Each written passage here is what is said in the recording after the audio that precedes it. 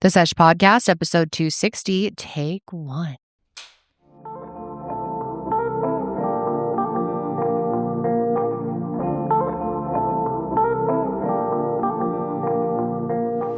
Hello, everyone, and welcome back to the Sesh.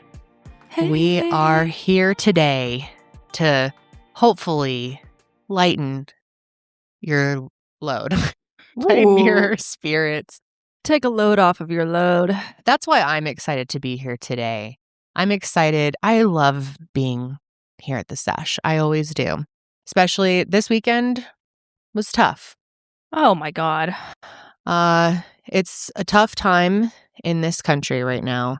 And, you know, we do this show to keep it light and to give you a distraction and to give ourselves a distraction because a lot of the, you know, not only is the world heavy, but a lot of the content we cover on our other shows is very heavy.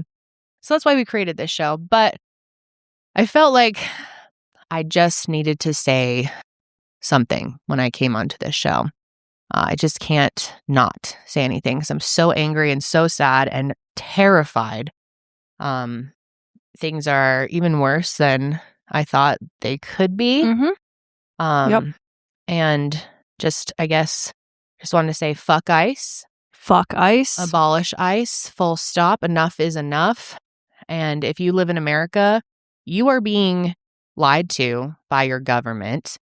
And We should all be so mad. yes, you should be furious. And do not let them gaslight you into thinking that you haven't witnessed murder, because that is what is happening.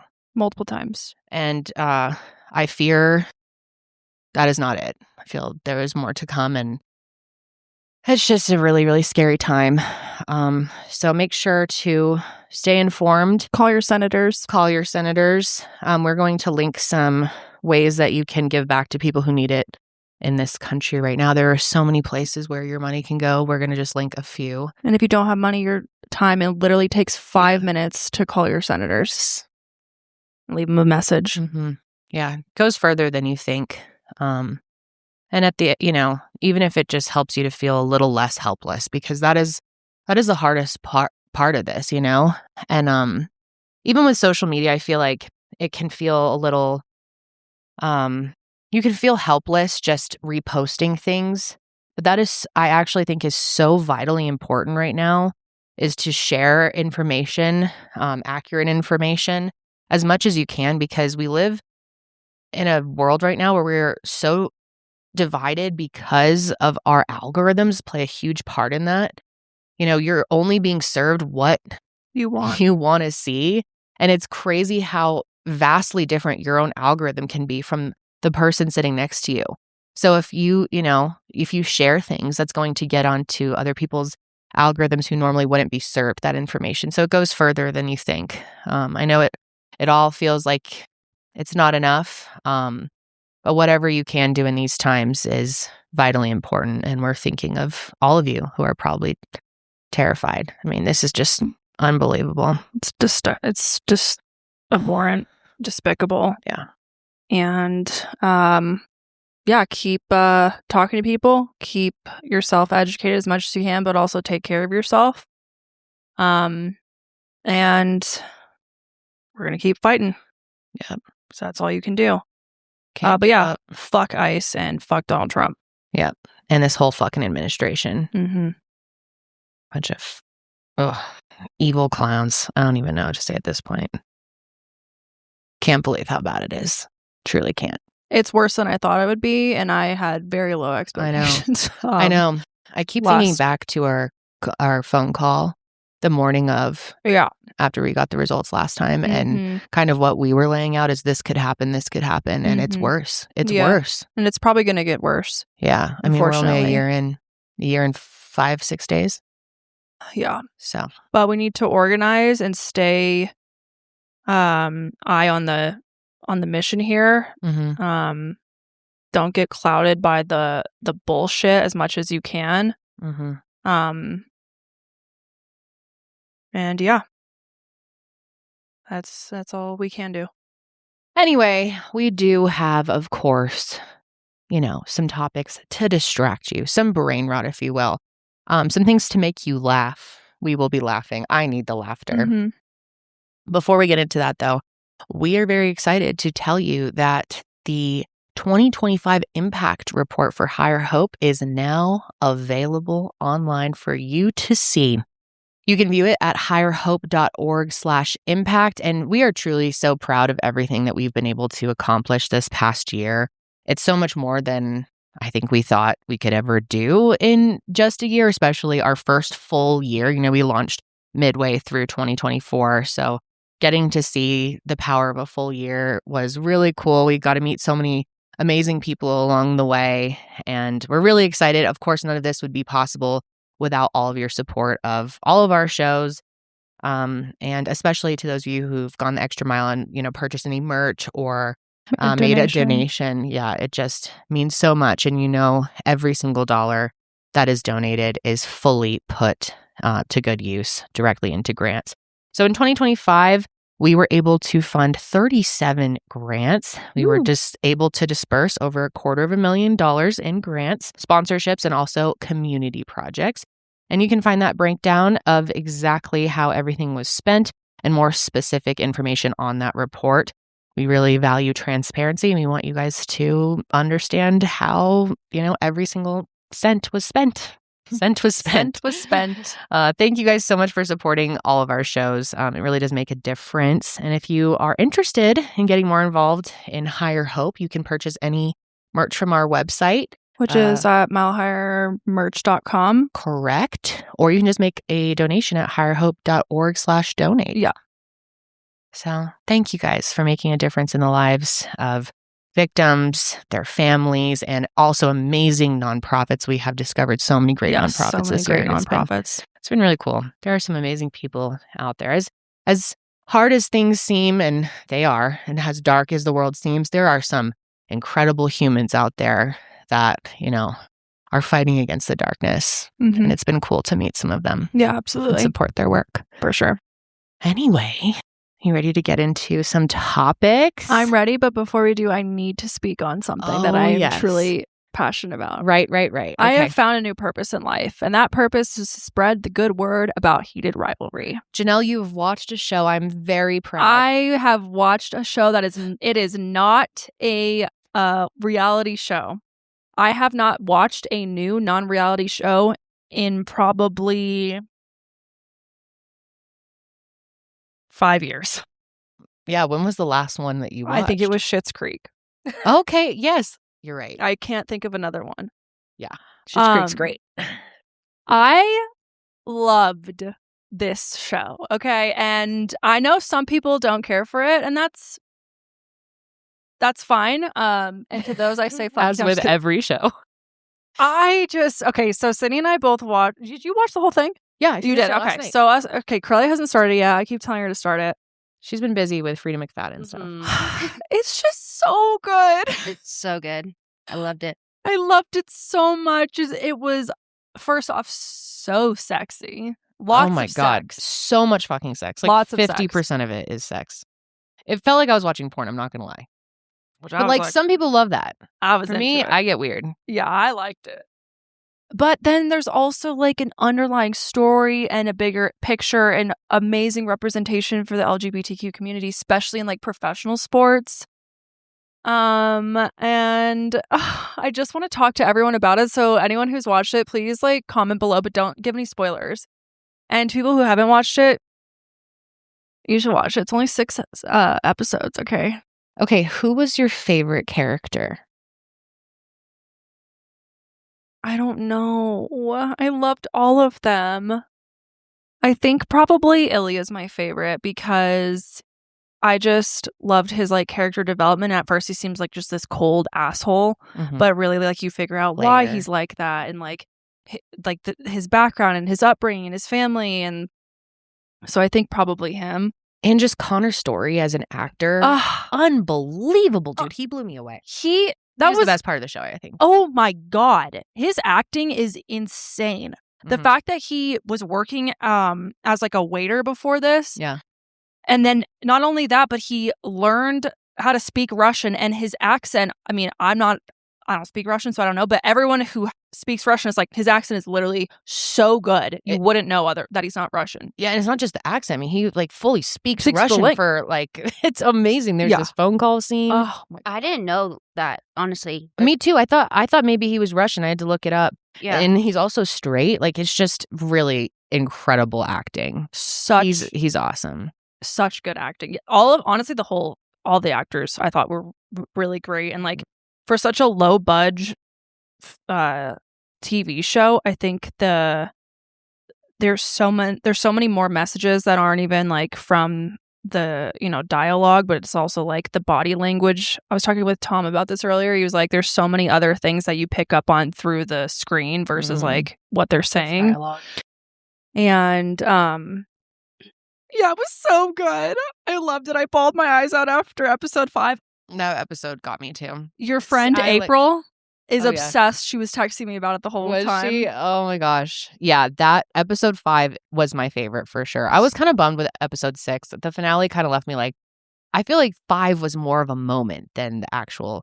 I liked the story. There's 2 different storylines, but one is very small, which maybe the other ones in the other. I've been told that there's 3 books, and I think one of the books is more about the Kip and Scott. Yeah. Scott Hunter, right? Scott Hunter. So. Or is it Hunter Scott? I don't know. But I think he's my favorite character, and I think he's the hottest one. I love him. He's so... Everyone in that fucking show is just They all are gorgeous. Yeah, it's insane. Yeah. So Shane beautiful. is very...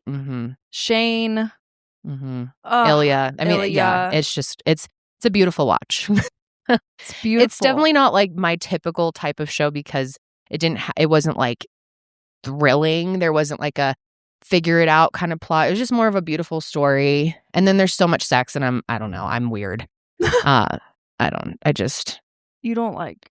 I like a sex scene, but there's so much of it where I'd rather have like more dialogue between them and more of like their actual love story and connect. I feel like it was too much. I was just amazed that these 2 actors who have had like small roles, but not like they're not well-known actors who've been acting for decades, and this was their first breakout show, and they were doing such intimate scenes. Yeah, dude, the intimacy coordinator fucking nailed it. That's got to be a hard job. Oh, absolutely. To do that many. But then, yeah, even the actors themselves, like who don't even have real experience in that type of acting, and that's their first thing. Is that? Yeah. Like I'm so amazed by them, truly. Yeah. It was really good. And I love hockey now. Big hockey fan. Big hockey fans over here. Well, I'm proud of you for watching a show. Thank you. We should watch more shows. I bet you would like more shows. There's others that I can recommend along that are like similar vibe. Now? Let me think about it. Think about what do you guys think? If she liked Heated Rivalry, what would she like? No death. Yeah. That was really funny. Well, death is okay if it's someone you don't like. If it's someone I don't like and they don't go like, they're not like a main character and they're not like really detailed about it. Like if it's just like a passive death, that's okay. I think you would like it. The show's nothing like Heated Rivalry from what you guys have said, but you should watch I Love LA. It's on HBO Max. Oh, I've never heard of it. And it's so good. The main girl, she's so gorgeous. I feel like it's up your alley. Okay. Leon Meester's in it. Odessa Azion. She was in Nothing You've Ever Seen. Yeah, I was gonna say nothing I've ever seen. So gorgeous. She's a girl on the left. Like I love the show because of her. I love watching beautiful people on TV. I think you would actually really like the White Lotus shows. That's what you kept telling me. Yeah. Yeah. I mean, there's obviously a death and then it's like a murder mystery, but it's not. There's like I think comedy you can handle too. it. Yeah. Like it's funny. It's like it's weird to explain, but you'll laugh. And then if you want something with no death, that's just lighthearted and fun, The Studio. I knew you were going to say that. That's with Seth Rogen. Not Rogen. Yeah, Rogen. Seth Rogen. Yeah, Seth Rogen. Not Joe Rogan. Yeah, I was like, wait a second. Confused for a second. Okay. Yeah. Okay. Well, great. Pirelli and I went to the movies this weekend. Yes, we did. And how we was saw, because I gave bad information last week. Oh, but the websites gave me bad information. Not the false info. There was false info. We were still able to see The Housemaid in theaters. And I think it might still be showing. I think it might still be showing. Well, yeah, my friend Jade this morning said that it's at least listing till Wednesday, which was the same thing that happened to me last time, but then they added more dates. So I don't know. Maybe it's going for a while, but Oh, it was excellent, you guys. Janelle's leaving because I don't want to. She hasn't read it yet. She wants to, though. No, it's okay. I'm not going to give anything away because I don't want to spoil it for anyone. I just want to say I really fucking liked it. And there were some things different. Of course, that's just how it goes when they adapt a book into a movie. But I actually kind of liked it better. We were both saying that. Me too. Yeah. The things that they did miss weren't like crucial to the story. Well, they did. I mean, they changed like the whole ending. Actually, yeah, that's so but true. I liked that ending better, I think. I'm so curious how you like it, but it's I better have no for a idea movie. what it is. I know, Sydney, you need to go. I know I need to go see it. She was supposed to go. This wasn't able to, but yeah, I really need to go see it just because after reading the book, I'm like, I have to watch it now. I kind of liked the movie more than the book. Did you? Yeah. Yeah, I really did. Well, they're making Housemaid 2 is going to be a movie. Is it still? And then I'm wondering if is it still the same cast? Is it Sydney Sweeney? I don't know because I'm sure Sydney Sweeney. Yeah, because they couldn't really. Yeah, but Amanda Seyfried. She won't probably be in it, but I don't know. It was just so good. If you haven't checked out the Housemaid series, very, very good. I'm also really excited because her new book is dropping. It'll already be out by the time this episode comes out. It's called Dear Debbie. And that is also being adapted into a show. And then Frida's doing real fucking good, dude. Wow. Because The Tenant is being made into a movie. And then there's one more, too. I can't remember which one. But I also wanted to say I finished Never Lie because so many of you recommended that one. Real good. I have some beef with it a little bit. Like the twist. There's a twist in every book. And I was like, I'm getting it this time. Like, she's not going to be able to trick me. I've already figured out her patterns. I've read 5 of these in the past month. So I know. And I still got twisted by Frida. However, Frida got you. I have a little beef about the twist because, I don't know. I think it was a little unfair. The way that she tricked me. Well, I don't want to say it out loud. But yeah, she's just so good. I love it. Okay, so I need to watch or read, which one is it? Tenant? I think you should start with The Tenant. Okay. And then if you like that, then work your way to the Housemaid series. Yeah. And then go from there. I will say I like The Tenant more than I did too. A lot more. Yeah. Yeah. I can't wait to see how they do that one. The Tenant's written from a male's point of view, which is interesting. But then it switches. And yeah, that's true. it's her only book that's from a male's perspective for a lot. And I really liked that. So good. So good. So good. Great. That's the report on what we've watched and consumed. Thank you all. all. Last week. And good night. So with the new baby coming, we have been doing some refreshing in our home. We just did our daughter's big girl bedroom, and we've also been working on my son's nursery and picking out all of his stuff. We're doing kind of like a space astronaut theme with a little bit of dreaminess in there, a little bit of whales thrown into the space theme, kind of weird. But I have been shopping on Wayfair to find really unique pieces, and oh my gosh, they have so many unique things. I want to share with you some of the cool things that I got for his room that I'm really excited about. I actually just placed my order this morning after working on my cart for like a week. First of all, I got him the cutest fitted crib sheet set from Jump Off Joe. I love that there's so many different brands on Wayfair. I also got him a foldable baby playmat that's space themed that can go in his room from Piglog. And then I'm most excited about these little statues for his wall. There's a rocket ship one, sort of a UFO one, and a star. And they're white and gold. I thought they were just perfect for our whole theme that we've got going on and are going to look really good against the blue in his room. And then I also found this, which I'm really excited about. I can't believe the price on it. But it's an outer space rocket alphabet nursery decor. It's a frame, but it doesn't have glass. So I don't have to worry about it falling off the wall and being a hazard. Normally I'll just get canvases, but this is much better looking and the price was very fair. So I was really excited about that. And then they also have some practical things. Like I got a changing pad for the, baby changing table. I got him an electric swing that also has a star and a moon on it to continue our theming. I love Wayfair because they have so many different options for every category of your house. I've been using Wayfair for so long. I've been a long time customer, very satisfied customer. They offer bedding and bath basics, everything from, mattresses, towels, etc. Kids' rooms, some really creative options on there, no matter what you're theming for your kids' rooms. Then home decor for an all-around refresh. Tons of storage options if you're trying to get more organized this year. They offer kitchen essentials, work from home and study setups, anything that you would need for, a little living room refresh, some accent pillows, maybe some mirrors, decor, faux plants, all of that. You can find really everything you need at Wayfair. It's so convenient. I'm so excited to get everything installed into my son's room and have his nursery complete before he's even born, because I didn't do that with my daughter. I didn't have it fully ready to go, and I feel like I'm just going to feel more relaxed in the postpartum phase, knowing that I don't really have much to do for his room. So get organized, refreshed, and back on track this new year for way less. Head to wayfair.com right now to shop all things home. That's WAYFAIR.com. Wayfair, every style, every home.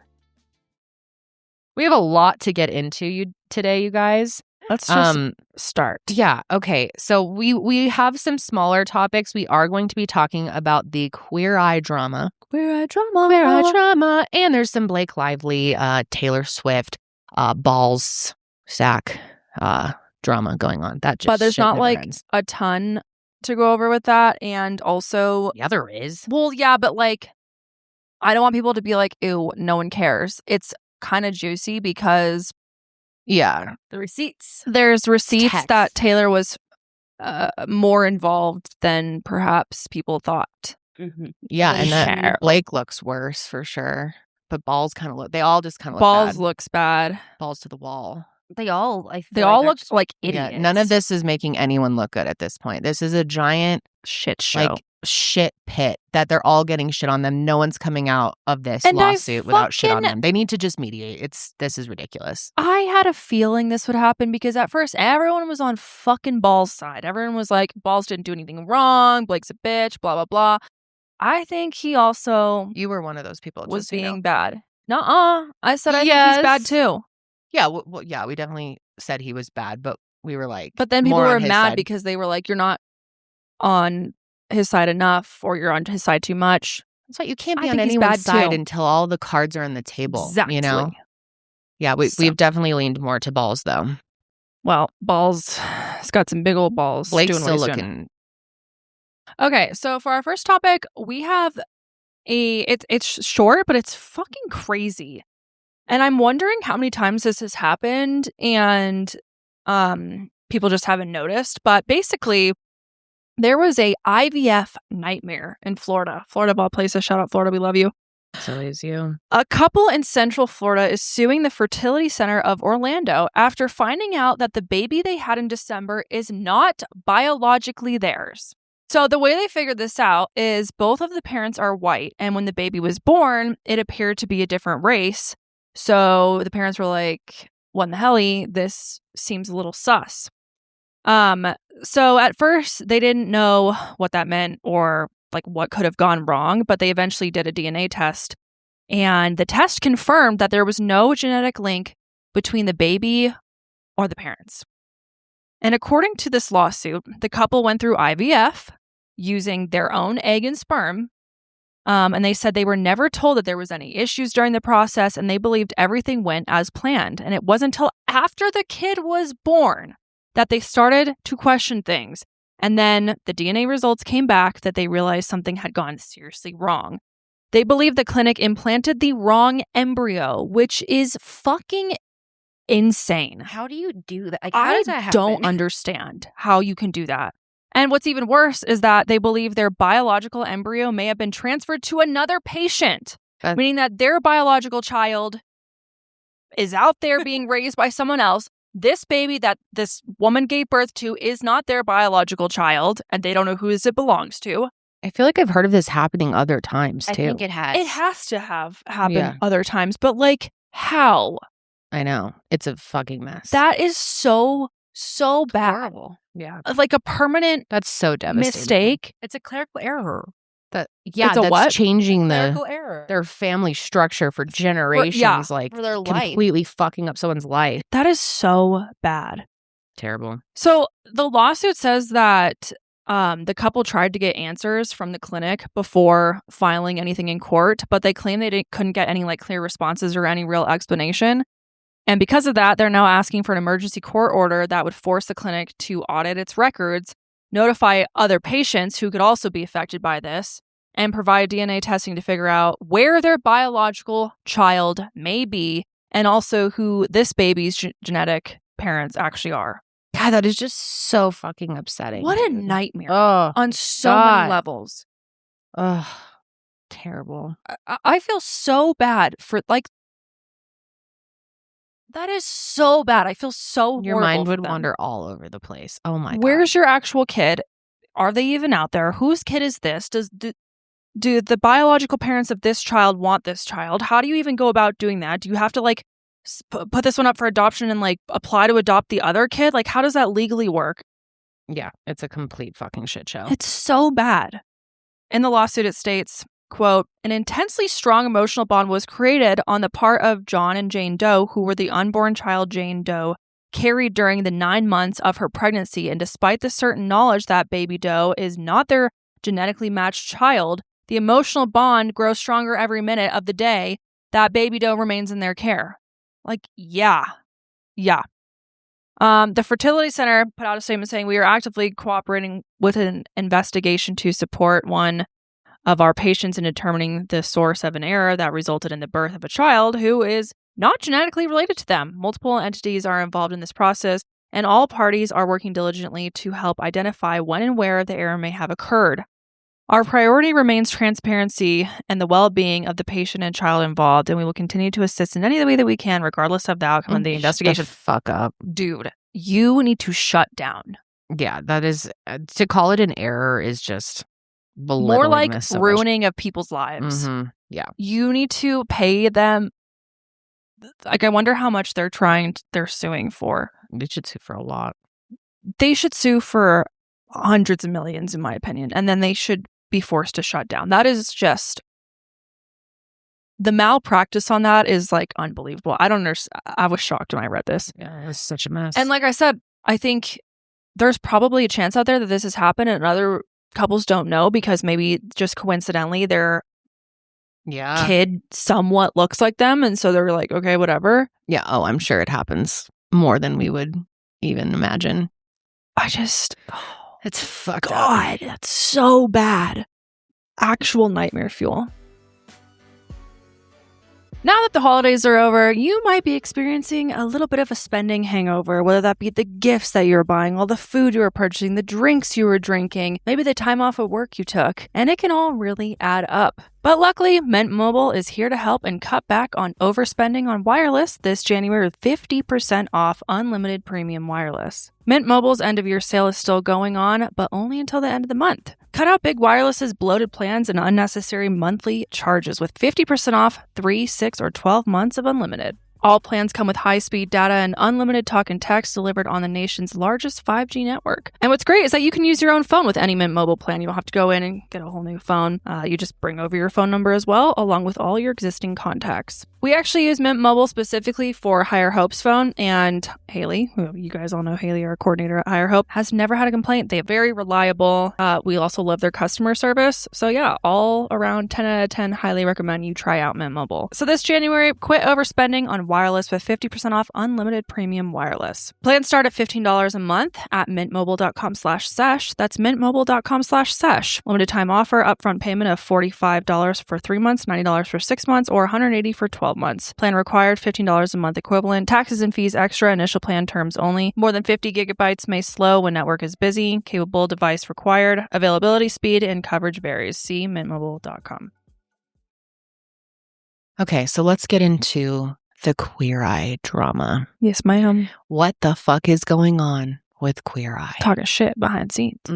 Behind scenes. Behind the scenes. BTS So- talking shit. Did you end up watching a little bit I of the did. new season today? Yes, and also I realized that I had seen some episodes in college because I remember I was at a house and they were watching it, so I'm familiar. It kind of reminds me of What Not to Wear, but like lifestyle-y. Remember that yeah, show? Yeah, and it's not as shameful. Right. It's very much Yeah. it's different. Yeah. It's a new age approach. It's really good. I love Queer Eye.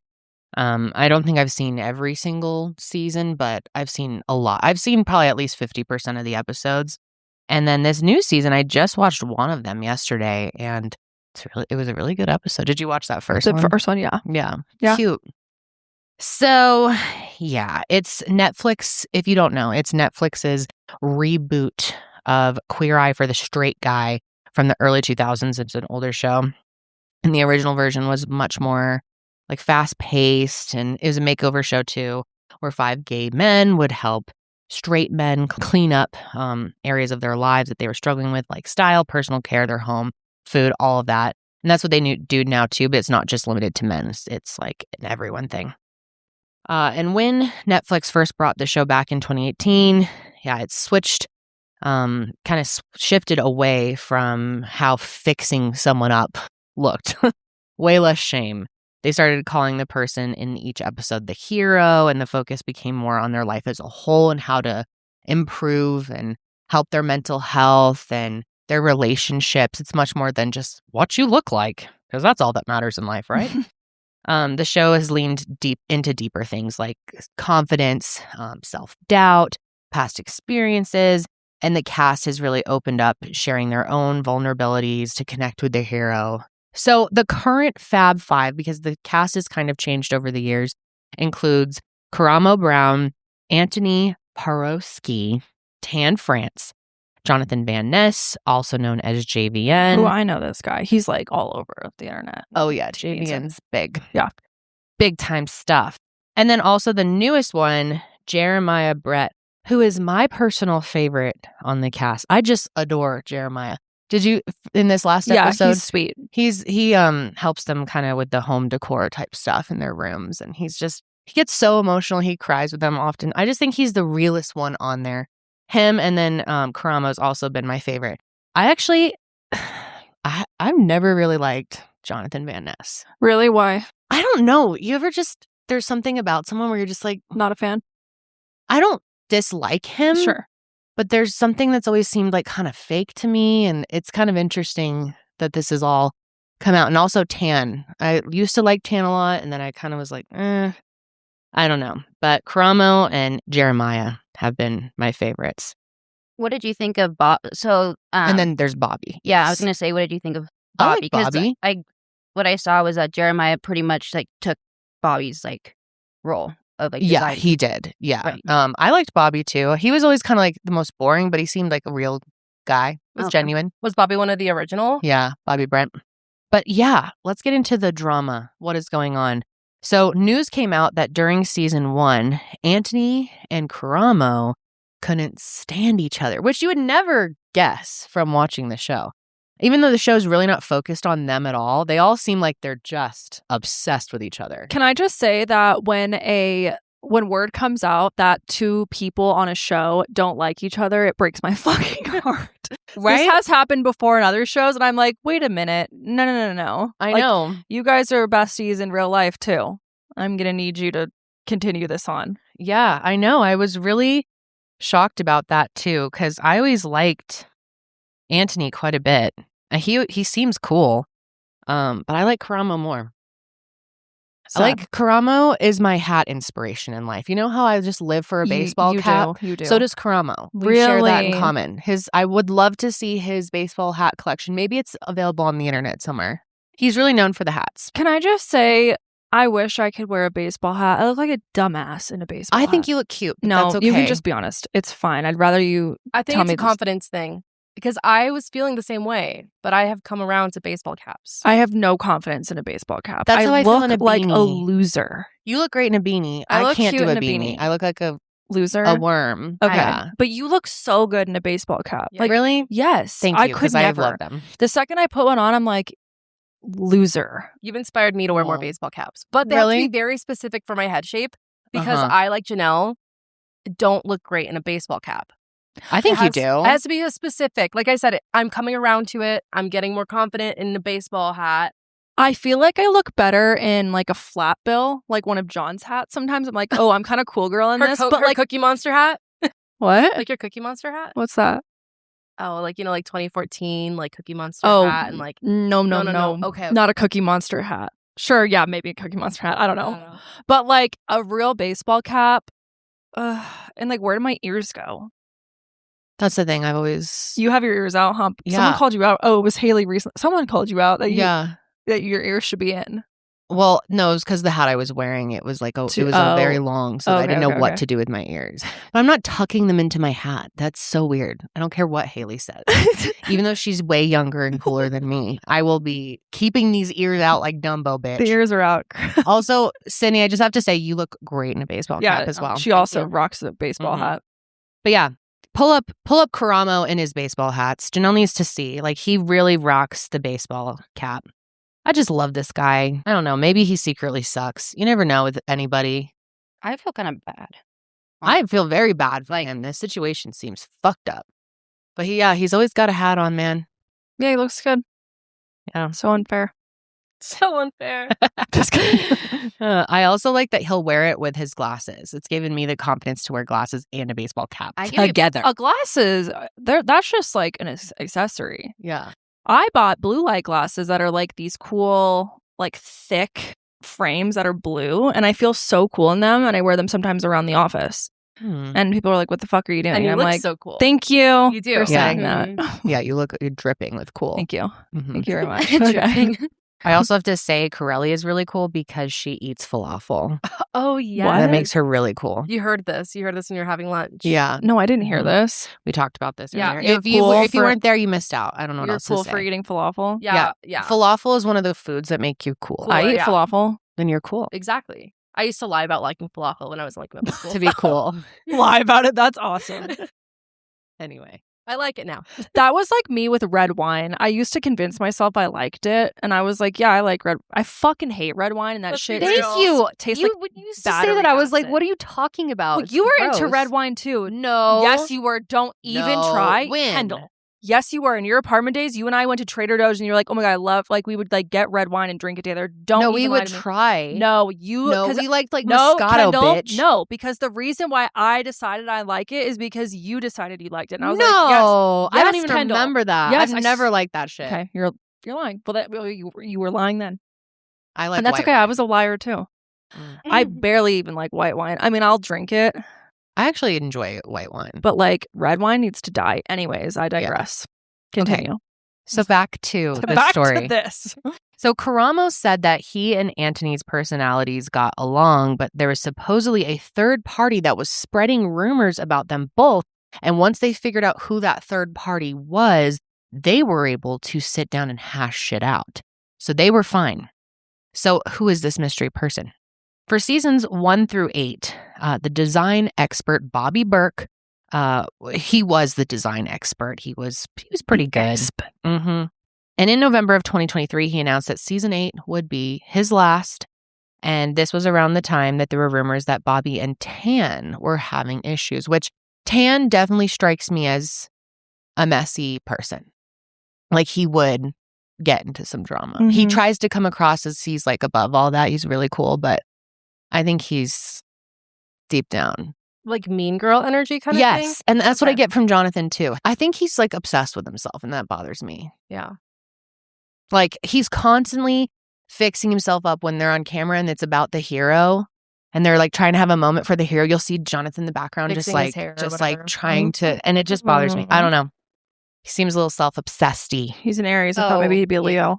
Oh, T. well, fire, you know. But US Weekly put out an article saying that Bobby was asked to leave the show, and this turns out to not be true. But it did fuel rumors that Tan got Bobby kicked off the show. Starting in season 9, Jeremiah Brent joined the show as the new design expert. Gorgeous. Like I said, I love this fucking man He's fucking so much. so beautiful. He's Are so you kidding me? beautiful. His But eyes. stunning. Yes. Oh my gosh. I was like, wow. He looks But like one of the behind heated the rivalry eyes- guys. He does. Mhm. Yes, he does. He could totally be on that show. But it's really what's behind the eyes. He is the most beautiful soul. No, he's I a beautiful fucking love man. him. Wow. Just love him. His outer beauty is just the cherry on top. Uh-huh. Or it's what brings you in, but it's his inner beauty that makes you stay. That's exactly what it is with him. That was poetic of me. Thank you. So on the show, Karamo is technically the culture expert, but most of what he does is sit down and talk with people and kind of get them to open up. And he's so good at it. He's so real. And I mean, the way that he's able, you can tell he really cares about people. Yeah. And that's why he is able to get them to open up so much. What is I a think he's culture excellent. expert? I think that's just like what they... Yeah, I was gonna say after looking at his like social media, especially Instagram, he's like inspiring. Like he posts like inspirational like videos or like. So what does he try and get them to do? Really just Explore kind of themselves? look at, explore themselves, deal with like some inner stuff that's holding them back in life, I'd say. Or like if there's family turmoil going on, he'll sometimes like kind of set up reunions and things like that. Or there's normally some like big, or if they're having trouble like getting out of the house, Sure. they're kind of like hermited up. Yeah. They're hermited up. Hermited up.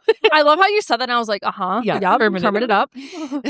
Correct. He tries to get them out of their shell, or like if they used to be a long time ago, they were a performer, he like will get them back into tap dance or like whatever it is. Bring the spark back. Yeah. Confidence, identity. Okay. I think it's weird they call it culture expert. Identity expert would be better. Yeah, I don't like culture expert. That's like not what it is. Okay. Anyway, then we have Anthony Porowski.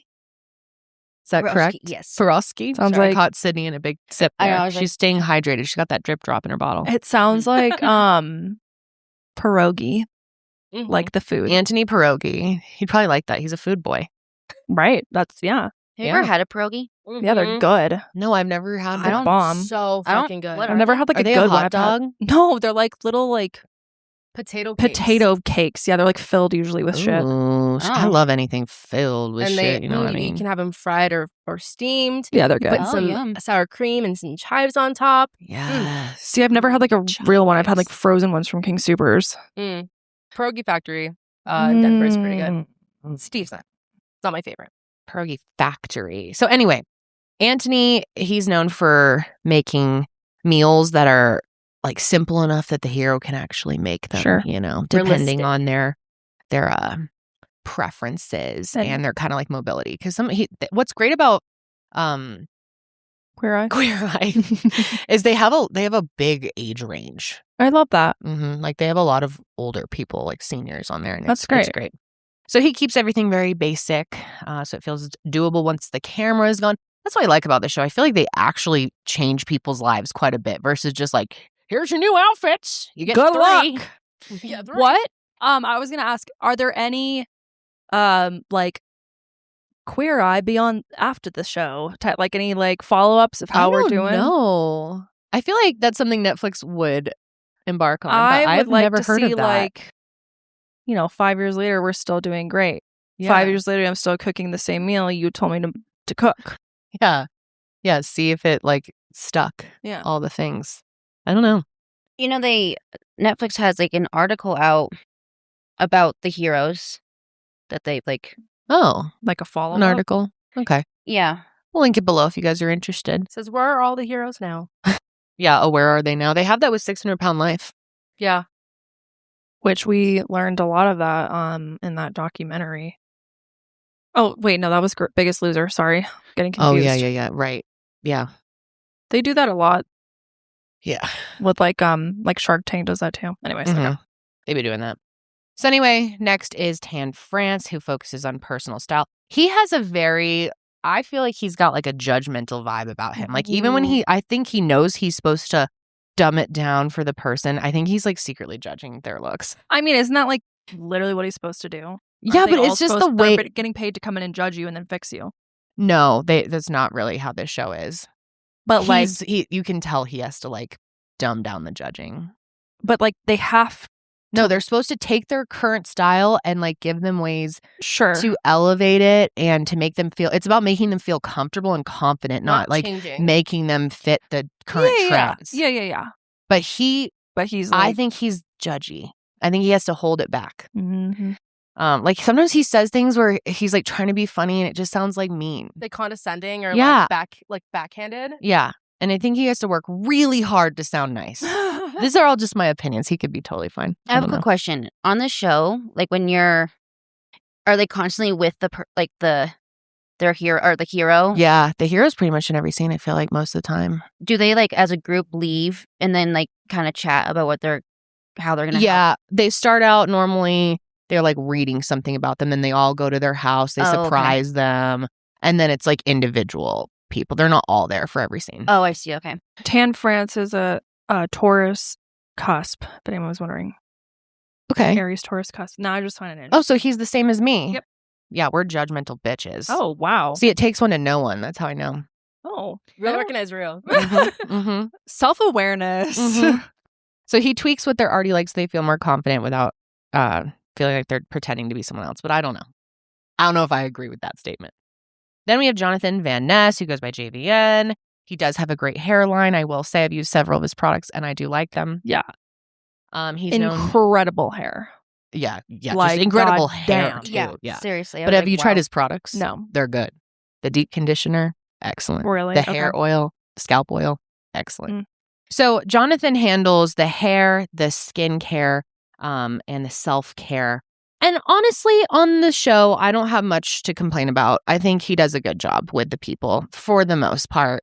I think he really does make them feel good. He always makes them look fucking good. He's very good at what he does.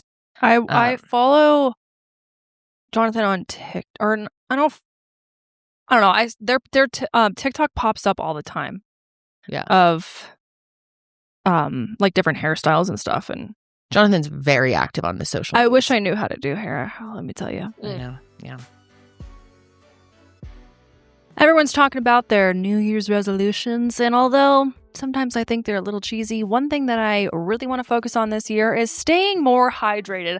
I have a problem with not drinking enough water and being dehydrated, and I notice it in my energy levels. My skin feels more dry, my pee's a little too yellow, if you know what I mean. But luckily, Drip Drop makes it easy to stay hydrated. Drip Drop is doctor-developed, proven fast hydration that helps your body and mind work better, which is exactly what 2026 you needs. Think clearer focus, better energy, elevated mood, even that fresh skin glow. It uses a precise ratio of electrolytes and glucose for rapid absorption, delivering 3 times the electrolytes and half the sugar of leading sports drinks, so you feel results fast and without the sugar crash. Drip Drop's science-backed formula is trusted by firefighters, medical professionals, and over 90% of the top college and pro teams because it's engineered to rehydrate you faster and more effectively than water alone. And the thing I love most about Drip Drop is the taste. Drip Drop tastes delicious. A lot of other hydration packs taste really like thick and extremely salty. It's disgusting. Drip Drop tastes so delicious. It's a very refreshing flavor. I specifically love their fruit punch. Absolutely delicious. And they have 16 original flavors and 8 zero sugar options that fit seamlessly into my routine, morning, post-workout, or midday slump. And they're not just for workouts.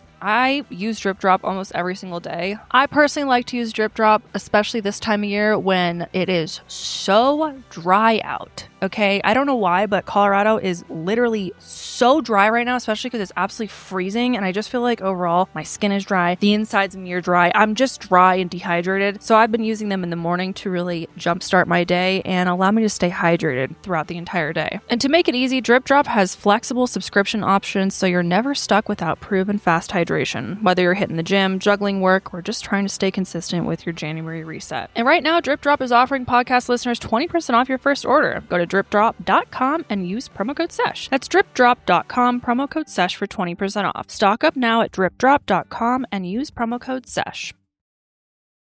Behind the scenes, guys, things were not as perfect as they appeared for the Queer Eye cast. In early 2024, Rolling Stone put out an article that talked about tension within this cast, including a falling out between Bobby and Tan and issues involving JVN. Not surprising. If there was one person I feel like would have the drama, it's JVN. And what did we say he was a... Aries. They want to fight sometimes. What are all their... Let's look at all their that's what I was going signs. to say. You get on that. Okay. So when things blew up later, it didn't feel totally random to people who had been following along, I guess, which I all the Queer Eye drama is new to me. I've been watching the show, but I definitely don't keep up with like what's going on. I was gonna ask you that, like, if you knew if there's Nah. I just figured probably. right. Yeah. Okay. Anytime you have like 5 people on a show in general, you know, with like equal roles, people are gonna fight For that long. So it starts kind of. I'm sure it started before this, but we're gonna start here in 2024. Queer Eye won an Emmy.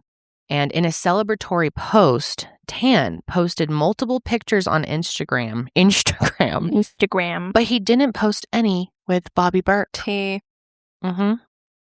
You know, and that could mean it could mean he just fucking forgot to put a picture of him, or it could mean he That he purposely fucking hates left him. him out. So then Netflix announced in August of 2025 that season 10 would be the final season. This is it. And it was filmed in DC and premiered on January 21st, 2026. And then the day after this announcement, Bobby announced his show, Junk or Jackpot. I haven't heard anything about this show. It sounds weird. Yeah. I keep wanting to say Junk or Trunk. What is it about? I don't know. Junk or Jackpot. Maybe it's, to me, if I were to guess what that show is about, it'd be like Storage Wars reimagined. I Vibes I'm getting. loved Storage Wars. I know. I was going to say. John and you're a I big watched fan. Storage Wars in high school. That's a good shit. That's a good shit. There's some good shit in the storage units. There is. I There's a know. lot of crap, but there's very good stuff. exciting. So this Very one is exciting. he helps homeowners discover the true monetary value of their belongings. Oh. Okay. So like Junk or Jack. I'm sure it's like people who collect random shit. Hoarders. Hoarders, And then they come in and they're like, this is worth nothing. nothing. Throw this crap out. So he got quite a bit of backlash because people were saying that he posted it on purpose right after Queer Eye announced season 10. It was literally the next day. Mm-hmm. And then September of 2025, people started to really think something was up with the cast because people noticed that Karamo was no longer following JVN, Anthony, or Tan, and they weren't following him back either. So we don't know if he unfollowed them or if they mutually unfollowed each other or if or if someone blocked, Yep. Yeah. who was the blocker. I don't know. I always think it's so interesting when people are like unfollowing each other on social media. There's even people that I'm not the biggest fan of that I still follow on social media. You just mute them You just because you don't want drama. Right. If you guys knew my mute list, Right. it could cause some drama. Okay. Actually, I really don't love have that. that many people muted, and it probably wouldn't shock you. but- I love the mute button. Let me That's tell like- ya. it seems like whoever did this wanted people to know that there was like, I feel like it had been tension that's building up for so Yeah. long where they're like, people need to know the truth about these motherfuckers or vice versa. Yeah. And that's why we're going to unfollow Yeah. because you could just mute and no one would know. Right. Also, who has the time Yes. to Thank you. go through and like make note of who's following who and Thank when you. they unfollow somebody? And that is some. But it's different with a cast of 5 guys who've been doing a show for 10 years. Like that is something to easily notice, I think, to some degree. yeah. If it's just random people, then yeah. But if how you're like would- connected that much in your professional careers, what you're known for, I don't think it's that surprising that people figured that out. How though? They have to go and look, or I guess you can have bots do it for you, like apps. You can set up Yeah. accounts, and they'll tell you like what happened. Well, it just takes one person to notice it and start True. the fire. There was even drama with heated rivalry for a second. I didn't look into it. Someone unfollowed someone on Instagram for a sec, but then I guess like it got cleared up. There's actually not drama. I don't know. I'm just gonna like unfollow you at some point That'd be for hilarious. like a week. See if anyone notices. You think people would notice? Probably not. I don't think we're like that cool. I'm gonna unfollow all 3 of you. Ooh, that could be good. Mm-hmm. Yeah. That could be good. But then we'll keep doing the show and act like nothing's wrong. She's like, I'm just sick of you and needed a break. Okay, so yeah, there were rumors that they were having issues with Karamo because he was a closeted Trump supporter. Bullshit. I would have been shocked if that was the case. Yeah. And he came out and said that's not true at all. So I don't know where those rumors came from. Probably just the idiots of the internet.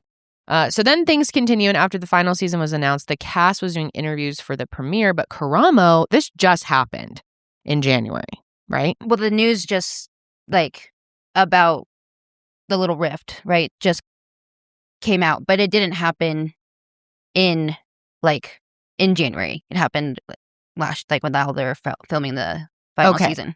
Okay, so he's been ditching interviews for a while. Well, the new season just, I believe it came out on, I said the 21st. 21st. So Yeah. they were like promoting the season by doing like cast interviews. Yeah. But like these are the only main ones that he hasn't, like, he didn't go to. I can see if they had other ones. I think it was just January then. Yeah. So this was just recently is what I was saying. Yeah. The news just came out recently. Mm-hmm. Because it was recently that he didn't come to the interview. Right. And which will lead to, we'll get into why he didn't go. Yeah. And people were obviously confused. And I think that might have been the reason why people then looked and saw that he was unfollowing other people. That's probably true. Yeah. So, word has since come out that while filming season 10 in Washington, D.C., Karamo's mom visited the set and was given production headphones so that she could watch nearby. And then at one point, Karamo stepped away and his mom heard a hot mic moment. She allegedly overheard Anthony. HMM. HHM, whatever the hell. HMM. Yeah, that. She allegedly heard Anthony, Tan, and JVN, of course, talking shit about him, including comments about lifestyle choices he made. So it sounds like hurtful shit. Sources say that caused an immediate rift. Now, I had just sent an article to you, Sydney. Did we get new information? It said 30 minutes ago. Yes. There was new information. You know what's so funny? What? Karamo, being the culture expert, they talk shit about his lifestyle choices. Maybe he's not an expert after all. That's all I have to say about that. Okay, that's some good insight. Thank you. Okay. The source said they had harsh words. It created immediate rift, like we said. Basically, it led to Karamo cutting them off, and then he unfollowed them on social media. Did it give us any more information? Not really. Not much. I got clickbaited. What the fuck? This article literally says, insiders share the exact words that created the intimate rift. So what are the exact words? It says, per the source, their comments were about Karamo, how Karamo looked and dressed, but then it turned into complaining about what he tells the subjects on the show. Since he is a life coach, that's obviously not something that anyone wants to hear. See? That they're not doing a job. It's especially hard when it's coming from your so-called friends. Janelle might have been really onto something. You think they were getting after him about the baseball caps? Maybe they don't think they look good. Maybe. Talking shit. These bitches. And that, you hear that about your own son, you're going to rip someone's head off. She was pissed. And sources say that caused a rift. I wonder how far along they were recording in that season. I know. I'm curious about that too. Well, let me see when they started recording, because it says that back, like, she was there, I believe, in January. So let's watch this clip of the cast minus Karamo where Janelle reads the letter Karamo's assistant sent over before the interview. Check it out. We received an email from Karamo's assistant this morning, which said in part, quote, Karamo has felt mentally and emotionally abused for years, and he's been advised by his therapist to protect himself and his peace by not attending. But he did send this video. Take a look. Hey, Jen and Janelle, congratulations on becoming the most amazing duo on daytime TV. I just want to say thank you to all the fans who supported us and rocked with us for 10 seasons. This new season is going to be amazing. You're going to love every minute of it. And just like the themes of this season, I'm modeling what I believe is most important, which I want to remind you all. Love yourselves and protect yourselves. That's why I'm here at home and not there. But continue to watch the show. The crew worked on it and did an amazing job. I want to shout out to the crew. I want to shout out to all the fans. I want to shout out to the executives from Netflix. Thank you for having me for 10 seasons. Very professional, very well said, but with a little fucking dagger in the middle. Yep. I am protecting myself from those bitches sitting next to you. Yep. Will not be there with them. I said those snakes y'all hanging out with. So, y'all have fun. Yeah. Have fun with that. So I'm going to sit my ass right here at home. Stay out of the drama. Damn. I wonder how the others felt when they were playing that. I wish we could have had... Did they have like another camera on both of them? That would have been funny if they put it on the screen and the others are like... Protect your peace. Oh. So then during the interviews, other cast members said nice things about Karamo, but mostly directed the questions back to the heroes of the show. So here's another clip where the cast members speak about Karamo. Fab Five, but one of the Fab Five is not here. We received word just in less than an hour ago that Karamo Brown is not going to be joining us today. He said in part, because I want to rip the Band-Aid off and just get it out of the way so we can really talk about the show. He sent a statement. He apologized for not attending this interview. He thanked the audience. He said in part, I hope everyone remembers to focus on and to protect their mental health, peace from people or a world who seek to destroy it, which is why I can't be there today. His assistant also says that he's worried about being bullied. So let's just address it and get it off the top. I was very sorry to hear this, that he apparently feels this way. What do any of you have to say? You're as surprised as we are, I assume, that he wasn't here. I think, yeah, surprise is a fair understatement. I will say our Queer Eye family, we've been doing this for almost a decade, which is pretty wild to believe. Mm-hmm. And families are complicated. Yeah. And we're definitely not excluded from that. But I think two things can exist at the same time. And while that is definitely true, we're also here to showcase these incredible heroes that we have and really honor the legacy of this past decade of our lives and all these wonderful heroes that we've had the blessing of getting to meet and to have conversations with. Can I just say one quick Please, thing? Jeremiah. Obviously, I'm the new gal. Yes. You're the new gal. I am Yes. the new gal. Welcome. Thank you. I just want to say I'm not going to get choked up. My experience in this group has been transformative. You know, to see the way that they move through the world, the way that they have the way that they have taught me so much about life and friendship and love. I have felt safe and supported by the people up here. I've loved every second of this thing, and I am so excited that we get to do this and share this next season because the show really is just about highlighting the best of humanity. Yes. And that's really what it is, and nobody needs that more than this country, right? That's the constant theme in the show, but I don't think we can negate how Karamo feels. No. Does anybody have anything to say to him specifically? Because I do want to get to the show in the 10 seasons, because I watched all the last seasons. I would say one thing that I've been so honored to learn from Karamo in my time is it's just like he said in that package, we have to meet people where they're at. Yeah. And he has taught people to center what they need. And I'm actually really proud of him. Center what you need, do the things you need to do to take care of you.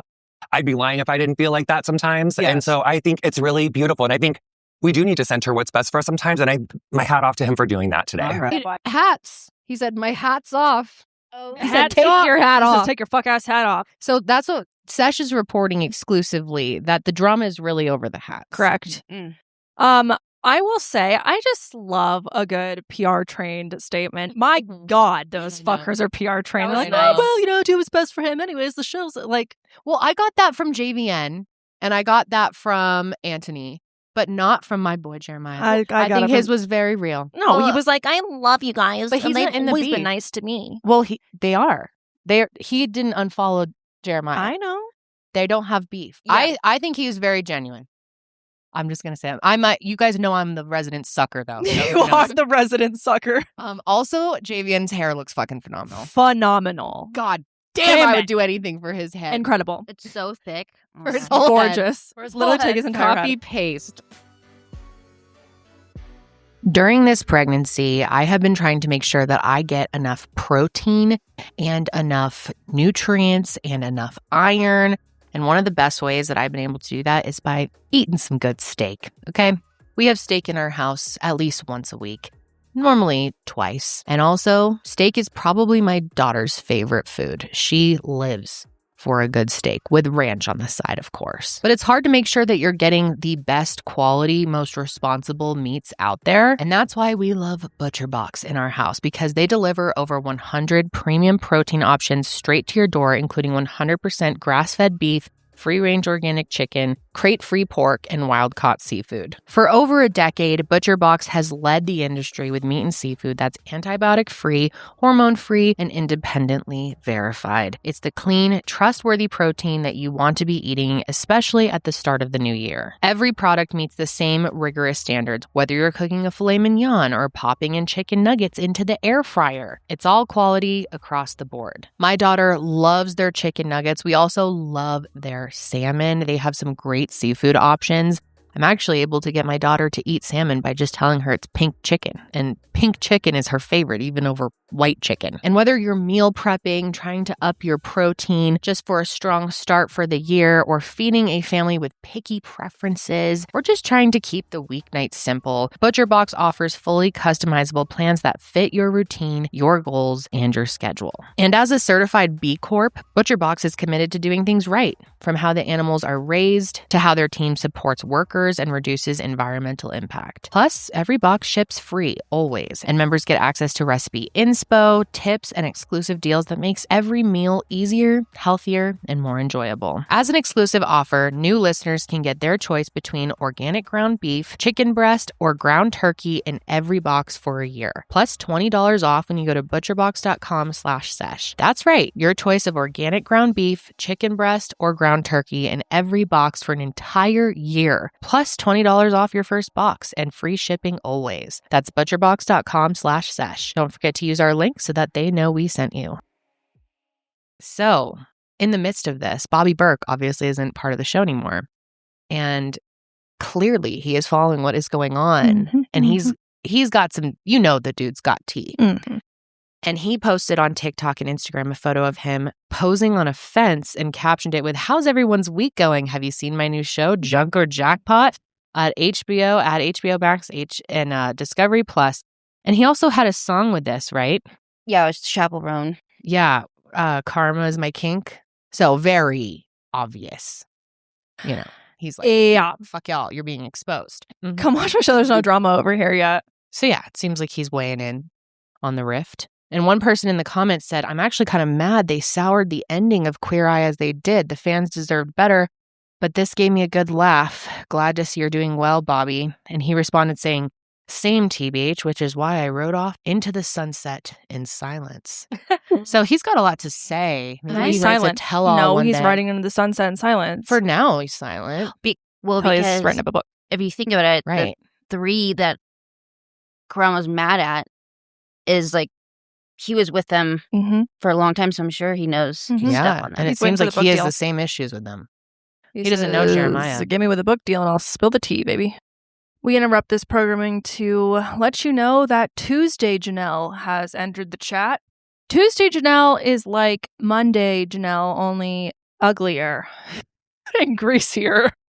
It is Tuesday, which is not a filming day, and that means that I'm in my pajamas. I had to come over here because there were some details that we had missed yesterday that I wanted to include. And I was working from my home in my pajamas, and I literally drove to our office in slippers and pajama bottoms. So I put deodorant on, though. That's because I'm not alone here. Sydney and Carly are here, and I realized that it's the least I could do. I appreciate it. You're welcome. Yeah, Thank you. usually you are a little stinky on a Tuesday, but I appreciate it. Tuesday is stinky day.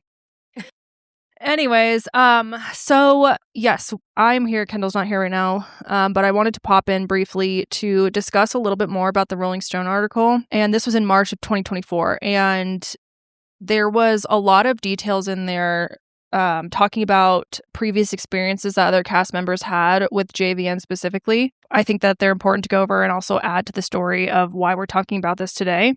So yeah, Rolling Stone spoke to multiple members of the Queer Eye production team, and several of them talked about the issues that they specifically had with Jonathan.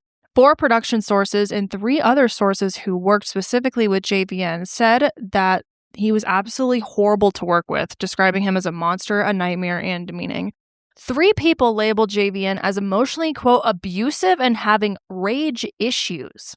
All 7 sources said the star would lash out at crew members and people who worked closely with him. And multiple people described a real emotion of fear surrounding JVN when he got angry. One source said, quote, "There's a real emotion of fear around them when they get angry. It's almost like a cartoon where it oozes out of them." Another source said blow-ups happen regularly and estimated that Jonathan would explode at least once a week, saying flat out he was a geller. Multiple people said Jonathan would lash out at crew members and that his mood often dictated how the entire day on set went. And one person said working with him was, quote, very difficult in any capacity. And production said JVN's two-faced behavior was disappointing. Another source says, quote, as much good as he wants to do in the world, I think a lot of it is very hypocritical. There's a definite contrast between the principles and the values that Jonathan stands for publicly.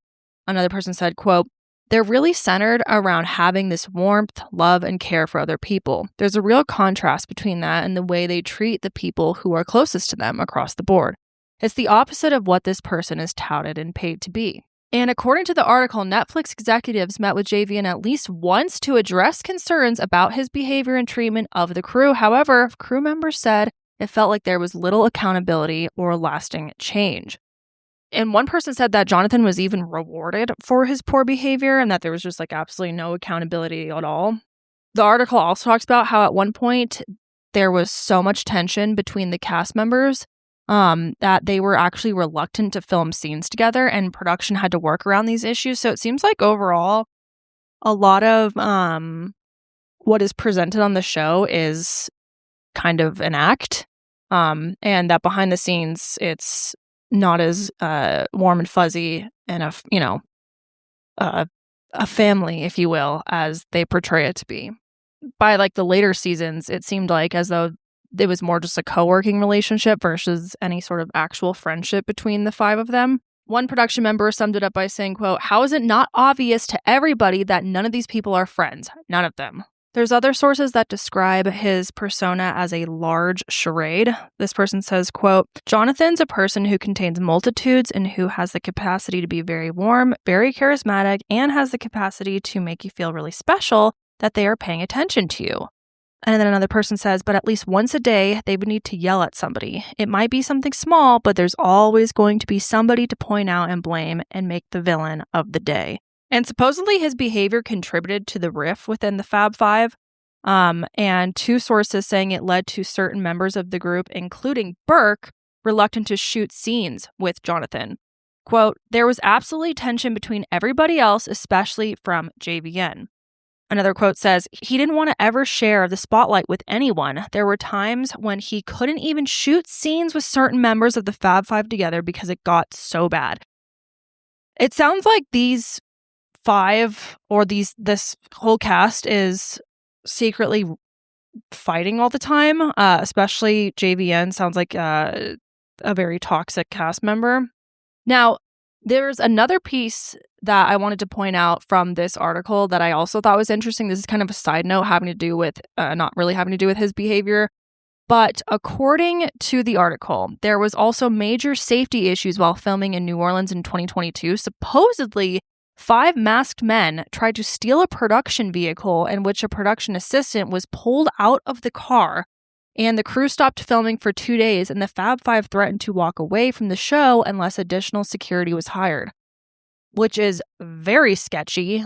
And then 5 days later, on July 7th, the situation escalated. During the mid-afternoon, 2 unknown assailants ran up to a production vehicle, which was described as a fully decked out GMC truck, as regularly seen on the show, and attempted to steal it but were unsuccessful as staff inside locked the doors. The perpetrators then allegedly sprinted to another Queer Eye vehicle nearby, where a production assistant who worked for one of the Fab Five members was yanked from the vehicle. The men made off with the vehicle, and police were then called to the scene. The victim told police that she was sitting in her vehicle when a man came up to her, removed her from the car, entered the SUV along with 2 accomplices, and then fled the scene. And the vehicle was recovered about an hour later in the 7th District, where a 17-year-old female was arrested for carjacking. And then on July 14th, 2 additional suspects, an 18-year-old and a 17-year-old, were booked on charges of carjacking and identity theft. Fucking sketchy. And Berk also talked about how after filming in New Orleans, he felt like this was kind of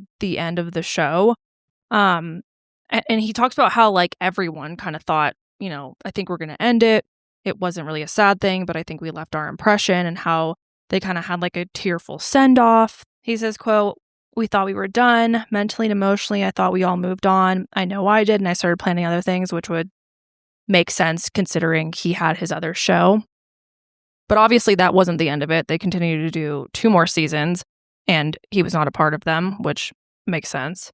And supposedly Tan France and Anthony had kind of campaigned to get rid of Bobby. We don't know if this is true or not, but supposedly that's what happened, and people are calling that kind of like mean girl antics. So it just sounds like, in general, there was a ton of drama behind the scenes, behind the cameras, that a lot of people, I guess, didn't really know about. JVN seemed like a total diva and just awful to work with. People are like talking shit about each other, like we had discussed. And yeah, it just seems like overall it's a complete mess. So I think that maybe it's a good thing that after 10 seasons they're done. And months after the Rolling Stone article came out, JVN actually responded. He went on the Table Manners podcast and said when Netflix first told him about the article, they warned him it wasn't really based in reality, but can certainly have a lot of things taken out of context to make you look as bad as possible. He said, quote, even though I do believe that the article was overwhelmingly untrue and done in bad faith, there have obviously been times throughout my career where you're stressed out, or I may have been elbow deep in highlights and was like, no, I can't talk about that right now. He continues saying, I know that there were times when I could have been better, but I think also being a survivor of abuse and talking about everything like I've talked about, I internalized it so badly. I was like, oh my God, is it true? Like, am I really this bad person? He says that he took the experience as a learning opportunity, saying, quote, it forced me to just really learn how to slow down, disengage, and then really love myself. But sometimes loving yourself just looks like feeling your feelings. And I just had to kind of withdraw and go into myself and feel it. And then once I got done feeling it, I was able to get the language to be able to say what I just said. It's kind of paralyzed me. I feel like, because obviously Karamo's talking about how he endured all this abuse, and it seems like this article alludes to a lot of what that was. Obviously, this is alleged and like this person's word against, JVN's, but it's interesting that multiple sources and production members are coming out and saying these types of things. And it wouldn't surprise me if this is largely part of what Karamo's talking about when he's saying that he endured so much. So yeah, I don't know. It's interesting. I think I'm curious if more will come out about this now that the show is over and such. But yeah, I just wanted to go over a lot of those points in that article because I think that it really paints a picture of what it was like behind cameras and, why Karamo's coming out and making these claims. What do you guys think? Who do you think is the secret messiest person on the show? Maybe it is Karamo. Maybe I'm wrong. I don't know. I love him, but he seems... So you think that they wronged him? Well, I believe his mom. I think they were talking shit and they got caught. And I think he's like, this has been going on with him for a while. Talking shit is warranted. And I'll say it. Yeah, maybe he deserved it. It's like, God forbid someone investigate. Do a little reporting and investigation. Talking shit is sometimes necessary, okay? But it sounds like they were just talking shit about him and his own lifestyle. Like, but maybe he was like, I don't know, doing something stupid that like negatively impacted them. Maybe. Or maybe they're just a bunch of bitches. That's what I'm saying. That's what I've watched a lot of this show. Who's the source? I really think, I don't know. JVN. Yeah, but Kendall, you're also like a sucker and you think that whatever people are like presenting online is like factual. Not always. I would say 95% of the time. And I love that about you. And I love that about you. You love to see the good in people and I love that about you. I see the shittiness. Hey, but give me some credit here. I have been saying, me and Josh have been JVN haters for a long time. We've always been like, I don't know, something's off about JVN. And now it's like kind of coming out that maybe something's off about JVN. So I'm not always a sucker. Okay. I just like to try and see the best. That's what I just said. You like to see the best in people. But I can love see that about shit in people too. I don't know. I don't know. Let us know what you guys think. Who really knows? I feel like we're going to get more because once the show's over, this is season 10. Is this it? Have they put out all the episodes? They're all out. So it's over. So it's a matter of time before more tea starts to spill, I think. Okay. Are they making a season 11? Or yeah, that's what I'm wondering. No, Netflix said that's it. This is the final one, which is really sad. I think Jeremiah should get his own show. I just want a Jeremiah show. Just because he's the newest? No, just because he's an angel on Earth and I just fucking love him. What if he's the source? That's why he's a plant. Karamo would have unfollowed him too. He's the only one Karamo didn't unfollow. Or he didn't because he wants people because they're in cahoots. Yeah, no, it's because they all like this is getting too much for my brain. This is all planned out, and they didn't unfollow because they don't want you to think that he's a source. But he's well, the source. Queer Eye fans, tell us in the comments what you think, especially if you're someone who has been following more of this. Because I gotta admit, I just tuned into the actual drama of it all in the last week, so I just like the show. Yeah. Beautiful show. It seems like a great show. Maybe I'll tune in. Maybe I'll add that to my list. But I'm trying to not add reality TV right now. Who am I kidding? I'm always looking for a good reality TV show. But this is such a good feel good. And it's so up your alley. You love cooking.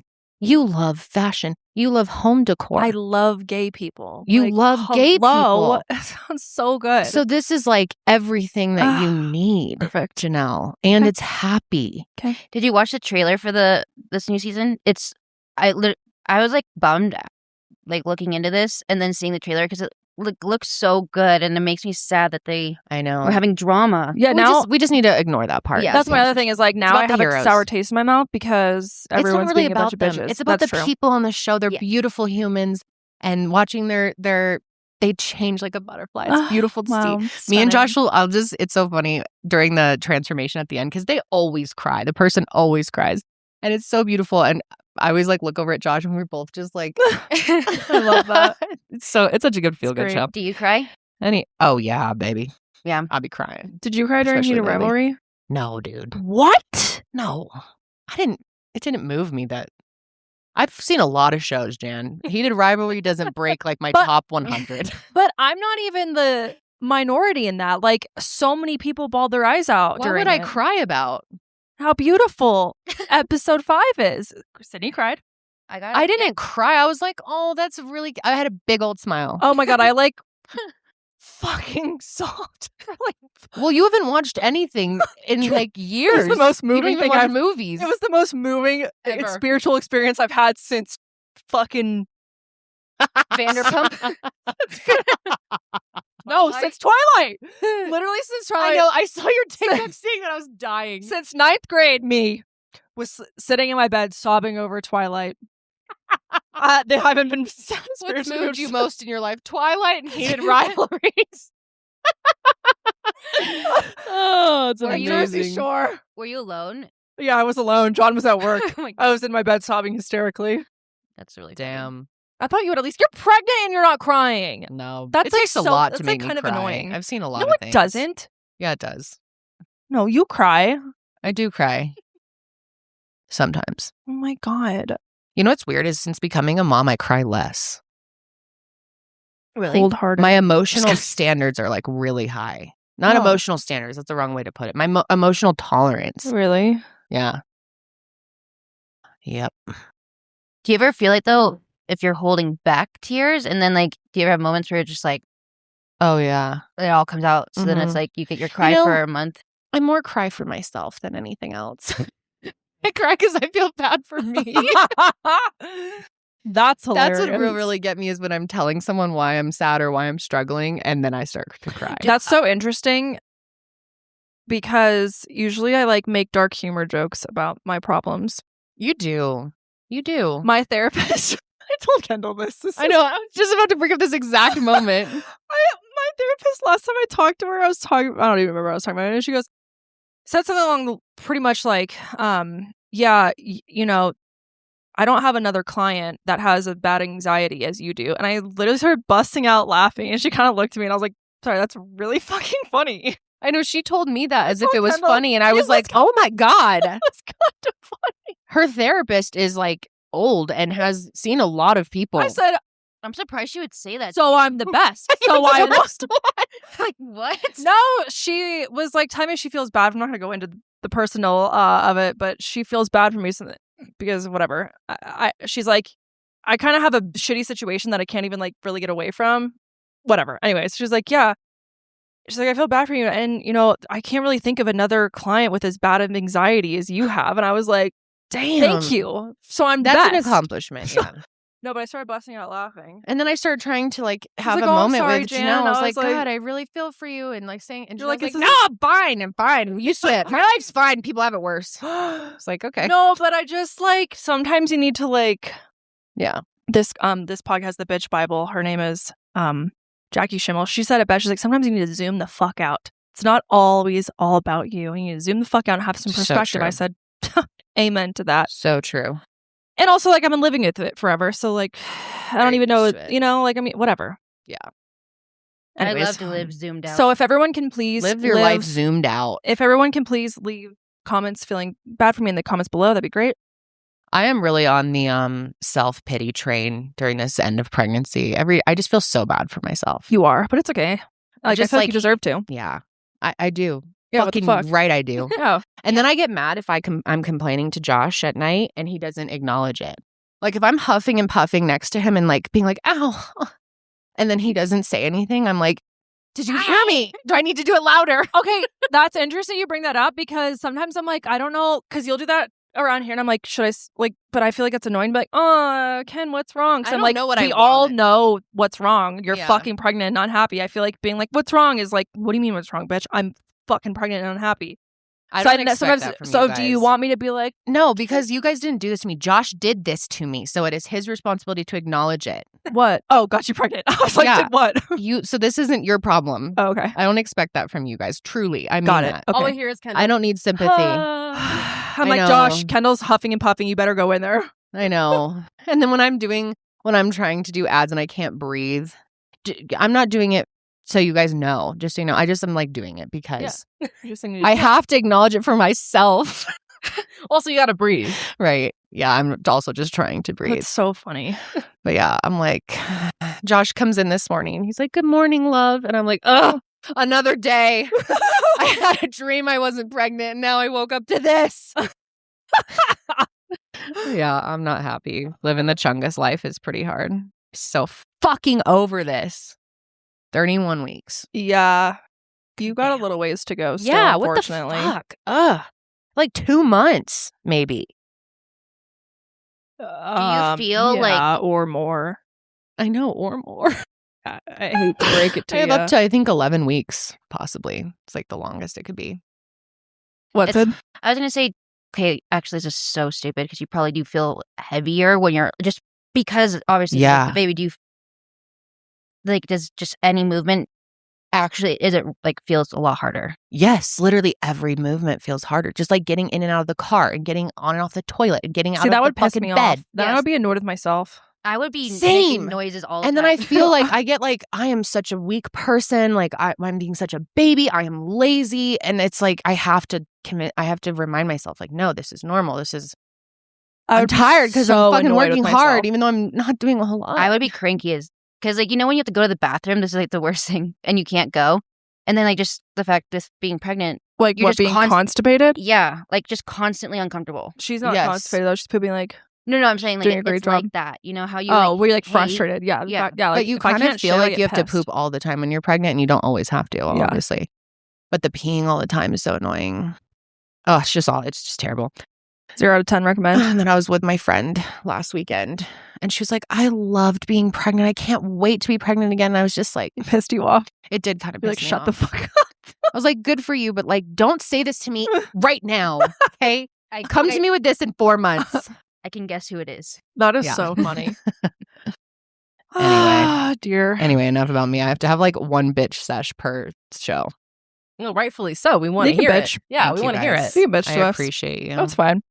Yeah, when Curly and I saw the movie this weekend, did you see how fast I was hauling my ass to the bathroom though to get back? I did. No, you impressed me. I was like, she's going to be gone for like 5 minutes every time. You're Mhm. back within less than 2 minutes. Well, we scored. The theater was right next to the Right next to the bathroom, so it was bathroom. quick. How many bathroom breaks did you have in the movie? Only 2, Yeah. which was it got hard by the end. I was really holding it. Well, But then you- Curly refilled my massive drink for me, which was very kind. But I Mhm. also like it was Mr. Pibb, and it was delicious. I was drinking a Oh, lot. see, having to pee a lot would piss me off because when I have to pee, I get really annoyed with myself. And a lot of times, which I learned, this is partially OCD, I think, is like you like make a deal with yourself and you're like, you're not allowed to go pee until blah, blah, blah happens or yes. until blah, blah, blah, until you do this. me right now.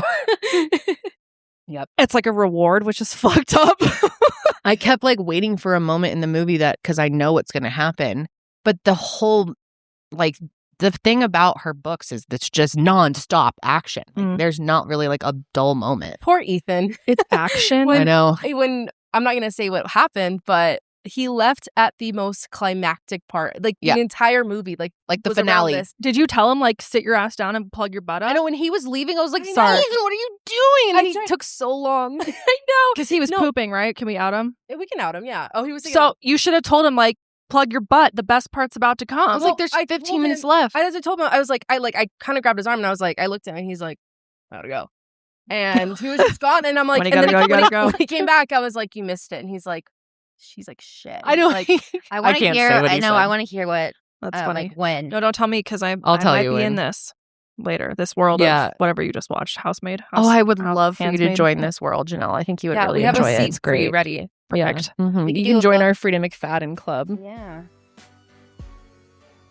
Everyone's got the New Year's goals this year of trying to be healthier, taking care of your body, making sure you're getting those health supplements. And that includes your vagina, okay? Because nothing is worse than having a vagina that has out of whack pH. Maybe it smells a little funky down there. Maybe you take your pants off to, put your PJs on at the end of the day and you're like, what on earth is that? Maybe it's you. Well, no worries. You don't have to be ashamed and you don't have to be worried because I've got the exact product to fix you right up, okay? It's O Positive. O Positive is a women's health company offering a wide range of symptom-targeting supplements that support women at every stage of life, from their first period to well beyond their last. They are proud to have the best-selling women's health products at Target and on Amazon. Their Urovaginal Probiotics is one of the top 5 supplements on Amazon, and they have multiple #1 products in Target for intimate care, PMS, and menopause categories. But you might be thinking, listen, there's a zillion products on the market that do that. What makes O Positive so special? Well, they create real, tangible results with ingredients that are backed by clinical studies and shaped by board-certified doctors. They're committed to breaking down stigmas and addressing issues many women experience, such as hormonal health, vaginal health, menopause, and so much more. Their Urovaginal Probiotic is a blend specifically formulated to support vaginal health. It balances healthy vaginal pH, supports healthy vaginal smell, and maintains healthy vaginal flora.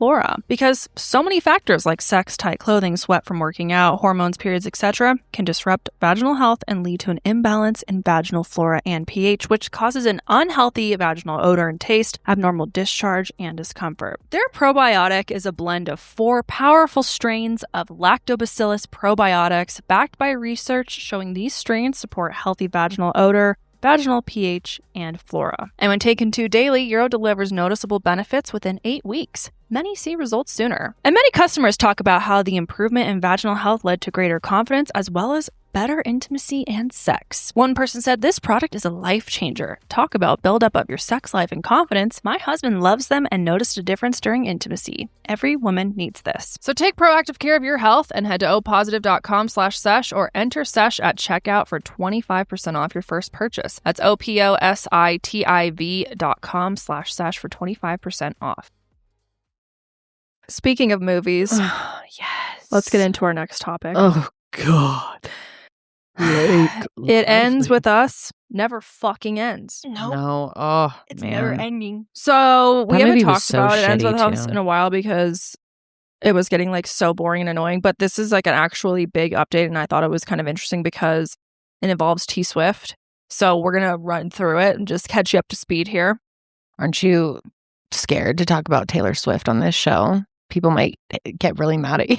Usually the word Taylor Swift comes out of my mouth. The internet gets angry. Mm-hmm. Hey, right now TikTok hates Taylor Swift. Oh, I noticed really? that too. Yeah, my TikTok hates. Actually, I noticed No. that too, and I said, I don't really Because of understand this? completely No. why, but why do they hate her right now? I tried to figure it forgot. out, but I couldn't really. I was like getting boring. It and I wasn't. It had tuned nothing out. to do with this. I don't even know. I don't know. I think people are just like figuring her out and figuring out that Well, she. I don't know. I don't know. I have nothing to say about her. I plead the fifth. Except for this, which this is just reporting on the fact. This is facts. There's receipts. Don't get mad at me. Don't hate the messenger. Hit the game. Hate the person who messaged each other these things. And now the messages are leaked. Okay. So this month, on January 20th, more than 100 pages of texts, emails, and depositions were released. And for the first time, they show what was actually happening behind the scenes instead of just he said, she said. Because up until this, we've had a he said, she said, he said, she said. And everyone is like making up their own mind about these people before we even have any facts. Well, now some of the facts and some of the receipts are here. Okay. We're going to break it down. Now, this is just a quick refresher. If you have no idea what's going on with this, maybe watch some of our other episodes. But basically, Blake Lively sued her It Ends With Us co-star and director Justin Baldoni in late 2024. She accused him of sexual harassment on set, crossing physical boundaries, and making inappropriate comments. She also said that after she raised concerns internally, Justin retaliated, and that his team worked behind the scenes to damage her reputation during the movie's rollout. And Justin has, of course, denied all of it and said that Blake was the one trying to take control of the movie, especially the editing and promotion of it. And Justin later filed a countersuit accusing Blake and Ryan Reynolds of ruining his reputation, but that case was actually dismissed in 2025 after he failed to refile an amended complaint. And the judge never ruled on whether Justin's claims were true or not. So, things really blew up publicly in December of 2024 after a New York Times article laid out the behind-the-scenes conflict. Justin's team has said the article was part of the coordinated PR attack, which we talked about a lot last year. And Blake's side says the issue had been brought up long before that. So, here's what the unsealed documents show. First, the Liz Plank messages. In texts from April 2023, Justin's former podcast co-host Liz Plank was already warning Blake and Ryan about her experience working with Justin on the Man Enough podcast. And she described working with him as one of the worst professional experiences of her life and said that there were serious red flags. And she later reached out directly to Blake to tell her that what was happening on set was not her fault. These messages are from well before the movie It Ends With Us, so the concerns about Justin didn't start with Blake. She had concerns far before that. So here are the messages between Ryan and Liz. Ryan says, "I'm a little baffled by Mr. Baldoni. I would love any guidance at some point." And then Liz says, "Rats. I tried to warn Blake on the red flags, but was hoping he had gotten better. I'm on a shoot right now. Want me to call you after?" Ryan says, "Sure, no pressure. We could chat tomorrow." And sigh. You will see that the way that celebrities talk is so fucking bizarre. It's weird. Like, I don't know why, but it seems like all these celebrities, the way that they message back and forth, it is just weird. I'm like, is it because they're older and they're like boomery, but they're not that old? I don't know. The way they... Ryan, that sounds like a line from a movie. And sigh. He'd be like, "And sigh." She says, "Ugh, I'm sorry, Ryan. Working on his set was truly one of the worst days of my life, but it's survivable and I'll help. Call me anytime tomorrow." See, like right there, the Holy tomorrow. shit. The way she... Yeah, the- tomorrow. I don't know. I feel like That's like T9. Yeah. Yeah. T9. That's old. T9 texting. Yeah. Like how we used to text. Yep. You did T9, right? Yeah. Like the Of course. B and the number 4. Yeah. I still say I like... still say things like I that. say BRB. LOL. I'm a BRB. huge LOLer. I'll LOL till I die. Oh, I've been I want you to write LOL on my gravestone. Write LMFAO on mine because that's Your all I reply to. Be like, Stone? "Pretty good life. LOL." Raffle. Anyway, So- but yeah, shit. Yeah. Worst day of her fucking life, And but she- survivable. That And- sounds which I bad. just think is that's really interesting because she has nothing to do with the movie. Yeah. So the fact that she's saying she had horrible Mhm. experiences working with him. Yeah. And back when they were doing the podcast, she left the podcast after Blake accused him of sexual misconduct. Yep. Mm. So from there, Blake and Ryan privately reached out to people they trusted to support Blake's cut of the film. And in May of 2024, Blake emailed Ben Affleck and described the production as the most upsetting experience of her career. She compared it to cult documentaries and said there were serious HR issues on set. Damn. This is what she says. This is like so ridiculous. Okay. Ben, it's Blake. Don't hang up. I hope What life is is true. that? Don't hang up. Don't hang up. Message? Yeah. Okay. She wrote that. She's trying to be cheeky. It's the celebrity Right, talk. Right. Don't hang up. I have something to tell you. I hope life is treating you beautifully. Ryan was going on and on about you recently amongst all that bullshit chaos. Some redacted, something chaotic he was going through. He was blown away by you, though he was equally effusive about your Dunkin' commercial. So now you Effusive have a about the Canadian Dunkin' fan club in commercial. my house and a Burbank one too. I am writing with a zero pressure ask.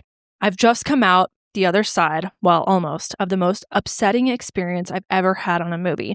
The making of doc of this film would be more interesting than the movie could ever be. It's like if Wild Wild Country, Fire Festival, and Going Clear had a baby with The Room. To clarify, she's saying like the making of doc. Right. Like a documentary about how they made it. How would they be made the more movie. interested in the movie The itself. movie itself, right. Anyway, I ended up rewriting and reconstructing the entire script. I also ended up having to direct the movie via the chaotic clown director / actor / producer / financier / studio head at the center. Yes, that's all the same person. Oh, and did I mention he and everyone he had on the movie is in a cult? If I would have just formally directed it, it would have been much easier, but having to troubleshoot through his taste, ego, and pre-existing decisions made it so difficult, and that's not even touching any of the wild HR issues and beyond. Anyway, now I'm in a bake-off with him in the edit. Girl, you were at the donut shop, okay, without hairnet. Let's not forget that. Bake off. So who can bake the best edit is what she's saying. He's been editing since, I kid you not, July, and they gave me 10 days to do my own pass. We have a bake-off in 12 days. But I have a friends and family preview in New York on Saturday in the meantime, so I can get one round of notes or feedback before we do get out. If you have an hour and 58 minutes of free time at any time in the next few days, would you be willing to watch the movie and give me any ideas or notes? I will pix it to you. I think Pix is like some software that they use in order to like give editors notes. You can literally text me a voice memo so you don't have to formally write thoughts. If your wife or kids are around, I'd love their opinion also. And then she wrote in parentheses, FYI, it does cover domestic violence, so no one is caught off guard. And by the way, wife would be Jennifer Lopez because they were not separated at this point. I'm such a fan of Jennifer's. I've told her as much every time I've met her, and it would be an honor to have her take. God, Again, so much zero pressure.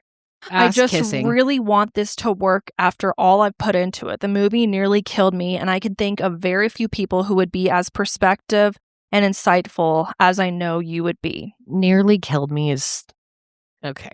Ryan asked Matt to watch also, so I think he's watching this weekend. Good men showing up. I'm beyond grateful for that. Also, can you believe Jason Bourne is watching my movie? I'll get you an autograph one day, don't worry. If you're still reading this, whoa, you're not nearly as busy as you think. Or you're a very nice person. Sending you all the best, XXB. XOXO, Gossip Girl. Wait, no pressure though. Is it signed B87 as in the year that she was born? I think so.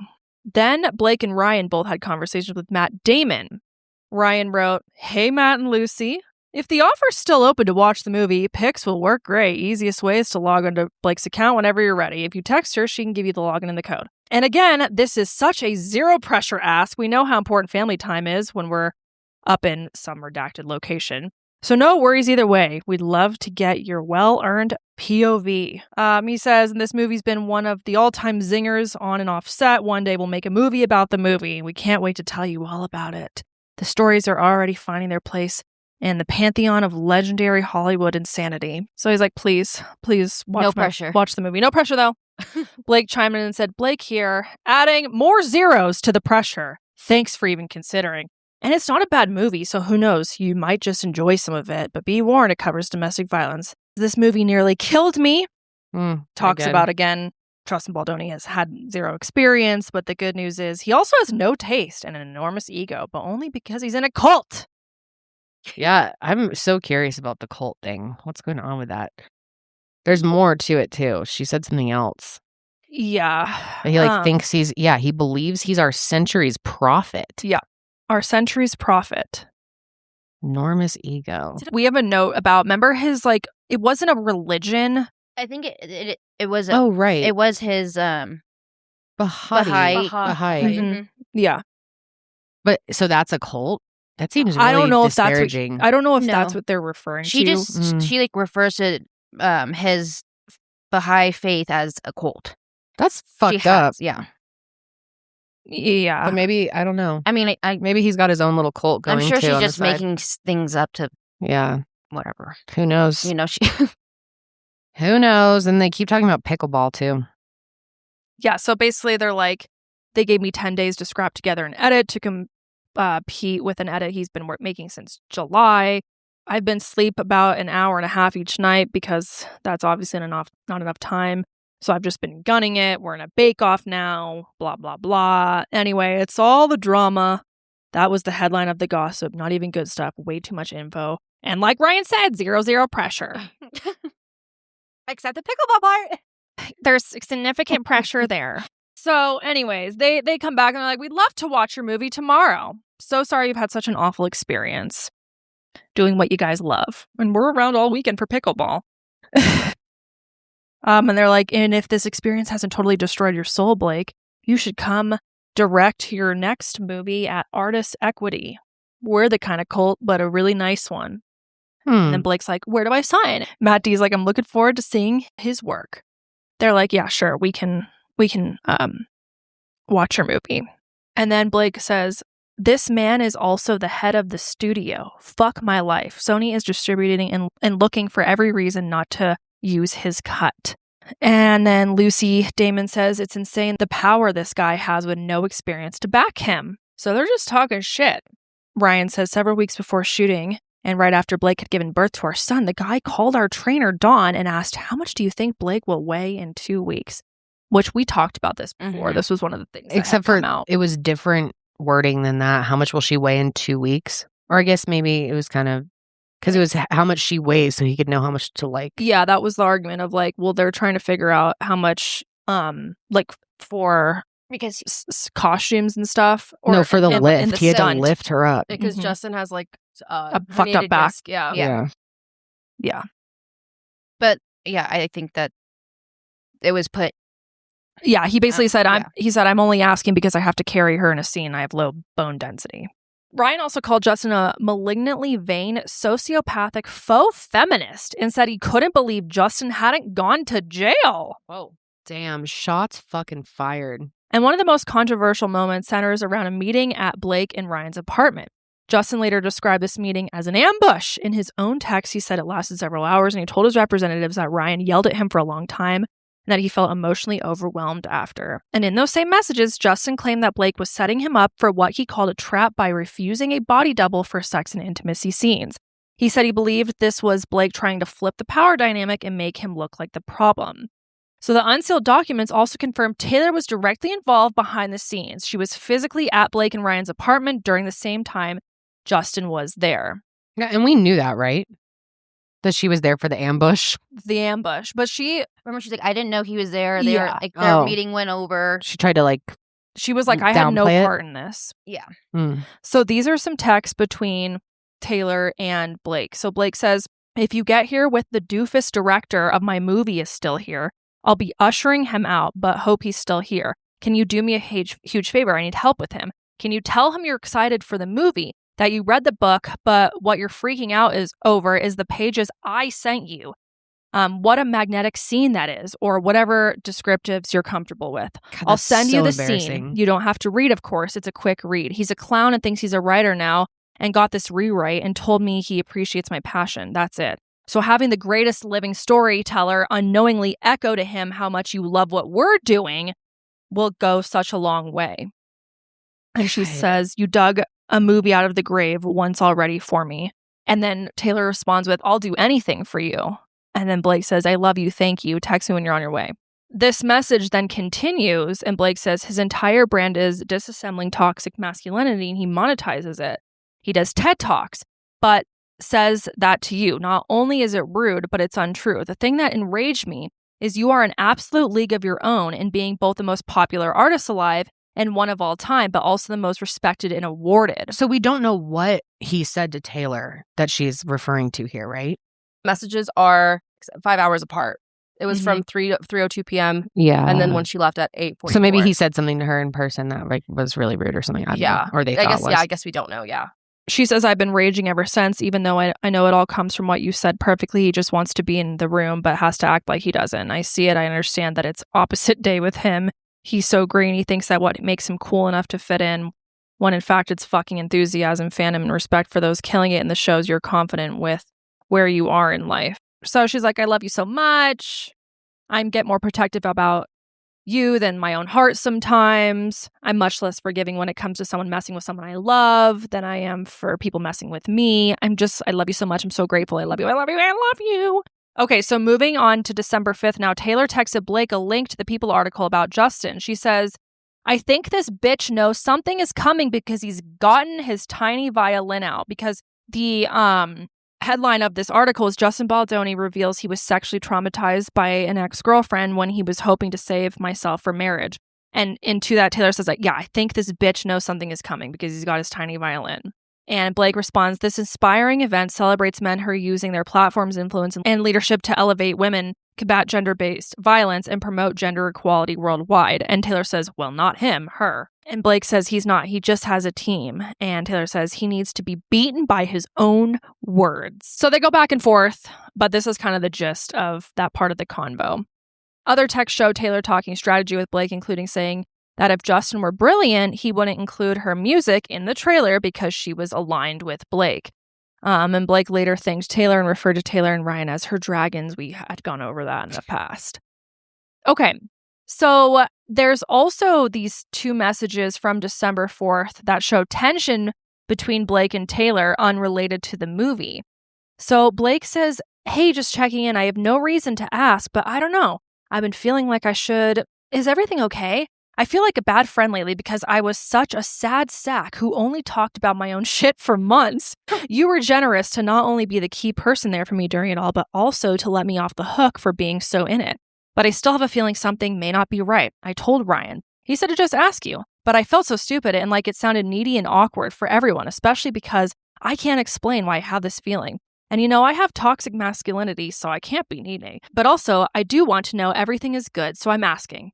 I always want the opportunity to be a better friend, so if there's something unintentionally I did, I know how busy and taxed you are physically, emotionally, practically, so I don't expect any more from you ever. Just want to make sure all is good. And Taylor says, no, you're not wrong, but it's also not a big deal. I think I'm just exhausted in every avenue of my life. And in recent months, have been feeling a little bit of a shift in the way you talk to me. Yes, there has been a lot of Justin stuff, but I've been through things like this before, and I know how all-consuming it is. It's more like, and I feel really bad saying anything about this because your texts have been so nice in their intent, but your last few, it's just felt like I was reading a mass corporate email sent to 200 employees. You said the word we like 18 times, and it feels awful to be in any way critical of any way you process what you've been going through, but I just kind of miss my funny, dark, normal-speaking friend who talks to me as herself. She says, when it's a group, I'm hearing from you. I feel so distanced from you even more than we are geographically. She's like, I miss our friendship. And Blake had admitted that she became paranoid and overwhelmed by everything and responded with, this is the weirdest response. So basically, Taylor's like, I miss our friendship. You're talking to me in a very like corporate jargon. I wish you would just talk to me normally. And she goes, dear valued customer, thank you for your feedback. We at headquarters are reviewing your concerns and will get back to you in a timely manner. For real, though, you're right. I literally deleted the awful thing I was going to end that bit with because I've become digitally paranoid. I don't know if you've experienced that with phone calls after what happened to you, but after the thousands of text messages that weren't meant for me that I've been reading, I've internalized that everything digital may be public. I say that knowing it's irrational, but my brain can't accept rational there. So yeah, I've been texting like I'm writing, not like I'm talking. So she's basically like, yeah, my bad. I'm just so paranoid. And then the last sentence is just ridiculous. How she signed Your off. submission will be processed shortly. We thank you again for your patronage. She's too fucking like, she's too sarcastic, but not in a good way. It's just like, girl, get out of your fucking asshole. I think it's really weird that that's their best friends and this is how they're talking to each other. It's odd to see, I guess, like celebrities of like this size talking to each other in this way over text. Like, hey, is everything good? I don't know. They're not very It's human. fucking It's all weird. like, it's very so calculated. Whoa. Interesting. Calculated. And people online have connected the tiny violin lyrics to Taylor's 2025 song Canceled. And that song, I like my friends canceled. And people think it's about her. do you I make think it's very obvious about Blake. Did you make a joke only a man could? Were you just too smug for your own good? Or bring a tiny violin to a knife fight? Okay, it's obviously about Blake. On the studio side, Sony Executive Vice President of Production and Senior Creative, Andrea, testified under oath that she referred to Blake as a, quote, fucking terrorist in a private conversation with producers. Christ! Fucking terrorist. She said this happened after Blake, which we talked about this, how Blake presented a list of like 17 protections and threatened to walk away from the $28 million production unless those conditions were met. The list of demands included banning improvised intimate scenes, discussions of pornography, sexual experiences, or genitalia, and comments about her body weight and personal life. And Jenny Slate's deposition from September of 2025 was also unsealed. She has described the set as gross and disturbing. She testified that Justin made an inappropriate comment about her appearance on her first day, saying she looked sexy and that he could say it because his wife was present. And she referred to him as a false ally. She also testified about an unscripted kissing scene where Justin bit Blake's lip, which Blake's legal filings reference, and Justin denies wrongdoings related to on-set conduct. The documents also confirm that Justin contacted Blake's trainer about 2 weeks after Blake gave birth, again, to talk about like the weightlifting scene. He says it was because he had a back problem, whatever. And Blake is asking for $161 million in damages. That includes $56.2 million in alleged lost acting and speaking fees, $71 million alleged lost profits tied to her brands, and $34 million for reputational harm tied to about $65 million negative social impressions. Social media impressions. What are they doing? Like, why? They're just like spending all this money to go like. And also, you know what's weird is like this is now. I wanted to bring this up. This whole thing has changed. She was first, saying like claiming he assaulted her or like sexual misconduct, and then it's like now changed to truly her wanting. Just like basically it was like her wanting her version. You know what I mean? It's just like, where is that part? Like, yeah, I seriously think what happened is both of these two have such big egos. They've decided they hate each other. And now it's literally just who can make the other person look shittier publicly is what I've gotten out of this. These unsealed documents also include private messages involving Jamila Jamil, which is an activist, as well as Justin's publicist. And in those messages, Jamila criticized Blake using harsh language. After the messages became public, Jamila said that they were private conversations written before she knew about Blake's lawsuit, and that being a feminist does not mean supporting every woman in the situation, or in every situation. The filings also reference Justin's team retaining a PR firm at a reported cost of $25,000 per month, and Blake's legal team calls this part of the smear campaign. Oh, the smear. Smear campaign. Justin disputes that characterization and says that the PR work was defensive. So the trial is set for May 18th of this year, and Justin continues to deny Blake's allegations, and his team has said they may try to call Taylor Swift as a hostile witness.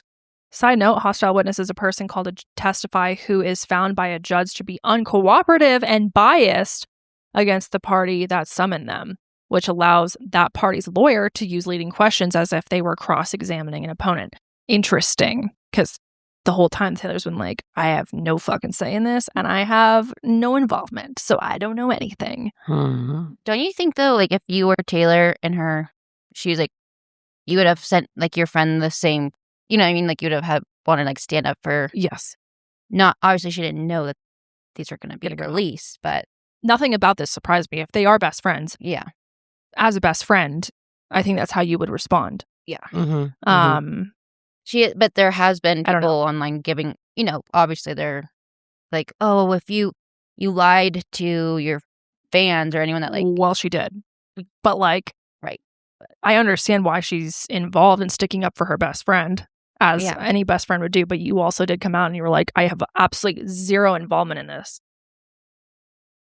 I mean, it depends on like what you consider involvement. True.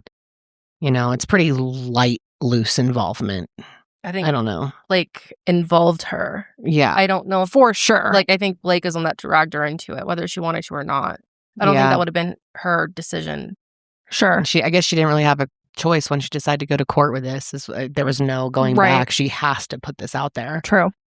But do you think that they are still friends behind the scenes? I was about to ask that. I don't know. What do we fucking know? But my guess is no. My guess is like they're strained friends, but they have a strained relationship because Taylor's probably like, this is messy and I'm not about to get more involved than I already am in this. But I don't know. And honestly, I'd be pissed if I were her, because when Taylor was there and met Justin, like, just right there, he could, like, claim, like, oh, well, she was at their house when, we were having our meeting and whatnot. So. True. Yeah, I don't know. Also, a final witness list hasn't been confirmed, but names like Gigi Hadid, Emily Blunt, and the Haim sisters have come up in reporting, which is still speculative, so I have no idea. Maybe they'll get dragged into. This thing is such a fucking disaster. Giant clusterfuck. So yeah, we will see what happens. I don't think it's going to really end that well for anyone. It ends I think with us poorly. Yeah. I think it's going to be pretty much bad for everyone involved. It's just like who comes out of it in a worse place. Mm-hmm. I wonder if they can to push it back more, like if they're at the. They don't have much time left. They have a couple, like less than 2 months. So we'll see. Oh, damn. Yeah, I don't know. Did you guys see the video of the dude climbing the building? Okay, no, but I've seen everyone else talk about it. Was that We should bring it up. like a planned Yeah, thing? he was paid for it. He was paid. Well, this morning I saw a statement from him that he was like kind of complaining that he didn't get paid as much as most pro athletes. He got paid somewhere in the 6 figs, so I don't know what that could mean. Was this the one that 100 called to G's, get help? 500,000. No, he purposely did this. Oh my gosh, yes, I watched this. but- You watched it? Yeah. Do you watch it live? Yep. On Netflix? It was crazy. Wait, I how just did he saw. get down? Good question. He didn't climb down. Maybe he did. Let's find out. I don't know much about it, but I watched like the final moments. It makes me sick though. Yes. I'm so afraid of heights. The couple of clips I saw, I physically can't get myself to watch because yes, it disturbs me we should play much. some of it. Warning, this could disturb you if you're afraid of heights. It bothers Oh, me, but it's still just God. like you can't look away. It's insane. He's got this like little, it looks like a fucking like solo cup strapped to his butt that he what, like pooping? reaches in. No, it's on his back. So he's doing this without harnesses or anything. Yeah. Dude. He's just Is it free chalk or something? falling. Yeah, it's chalk. Mm-hmm. And so he's sticking his hand, and then he, at one point, maybe you can find his hands-free moment at the top where he's hanging on, hooking his legs, dude. And Janelle, he wraps both hands back into the cup, and he's just holding on with his legs. Why? Like what is To get chalk no, on but- both hands. No. Why are we? Well, also why are probably we doing because it was a this? moment. Why are we doing Because he's this? passionate about Wait, it. Are you guys talking about Alex? Yeah, do you know about this? Yes, we watched This shit that kind of the other pisses night. me off. I'm not even gonna lie. Do you think Fuck he are has you a- trying to prove? He has another one, another documentary called Free Solo, Mm-hmm. where he climbed El Capitan in Yosemite, and that one's fucking crazy. Why? Why? I know it's that I'm For the thrill of it? Yeah, For the thrill of it and the passion and like, you know, Yeah, he's not hurting anybody. He might hurt himself, and that's his choice. It's irresponsible. Is he inspiring young people to do irresponsible things? Could they maybe die because of him? I'm sure there's an argument for that, but it's also free will. It's his choice to do this. Also, he's climbed this building many times. This Yeah, same all it building takes he is one has. slip So up. he, Well, like, it's has his to- fault if he dies. That's it for him. Yeah, he has to map it out. So he has to climb it with ropes or with range or whatever. Oh, Map it out. Oh, I see. So So that he makes knows it- exactly where to put his hands. Exactly. Because he's done it with the safety gear. He's the safe. at Like, first. it's not. This sport is not safe by any means. But he's probably as safe as you can be about it. Okay, bring up a video so Shit you can pisses just me off. watch I'm so it. sorry to say. No, I'm so with you because I'm like, why the fuck are you doing this? But like, who are we to judge? This is his. What if you just had this urge inside your heart that you need to do this and that's your life's Someone purpose? stop me. I like this man a lot. I don't. I'm just kidding. I'm just being a hater. I don't really know much about him. I just saw him for the first time today. So, okay, let's just watch like the final moments. Also, can we just try to find the clip of where he's hands-free? Type in hands-free. Got like a fucking net for him below. No, There's they a giant don't. trampoline. No. By the way, Josh is picking me up and we're running late, so I might have to bounce at any time. I'm watching I've got 6 minutes till he's That's ETA. fine. It's crazy too. Did you see like the inside point of view when people they're in the No. building watching? No. There's people watching and he's like at the window and he like I stops. would He start takes his banging hand glass. off. I start earthquake test. Where was this? I'm just kidding. Wait, so you want him to fall? I'm joking. It was in Taipei. But he takes his hand off and like waves at people and they're all like, "Hey." No. Stop. Just fucking you hate him. Lift weights, okay? Like a normal. That's not his passion. He's into parkour. I can't believe you thought parkour was invented by The Office. No, I didn't. Yes, I thought you it was did. popularized by The Office. No, I said parkour and you're like, that's a thing from The Office. I was like, no, it's not. Well, in The Office, they're I like know. reacting Parkour, to a parkour. popular thing. I know it didn't come from The Office. When he was balancing on the top Okay. of the building and like it was so windy, he's like, I can't hear you guys. It's cutting out because it's so windy. We're like, dude, get down from there. Like, get down. So he got paid by Netflix to do this? I don't know who paid him, actually. Netflix streamed it. He got paid 6 figs. I don't know if it's released how much exactly he made. Disgusting. But he was like complaining. He was like, with how many people like tuned into this, I should be paid like a sports figure. He said something along the lines of that, and people are not happy with that. Oh, okay. I gotta go. Google says are reportedly around 500,000. Okay. Hate That's a it. lot. Hate it. Okay, bye guys. It's fun hanging out. We love you, and we will see you on the next Sesh. But until then, keep it fresh. And don't climb buildings, because that's fucking stupid. Just lift some weights instead. Janelle, how do you think he got down? A helicopter picked his ass up? How? How'd he get down? They took him Picked down his on, ass like, up? Yeah, they picked his ass up. It was like I'm not sure how they were dangling from the from the sky, but I don't know what it's called, if it's like a bungee rope or something. It's not a bungee rope, but the cameramen were like, Oh yeah. dangling on the side on like a Oh, that'd be scary. like a tension rope or something. Mm. And so one of those guys took him down. Don't like it. Not a fan. Your first hater out there. It's me. Just kidding. I'm just jealous because what the fuck? That's I could literally never, ever do that. Ever. No. Okay, gotta go. Love you. Bye.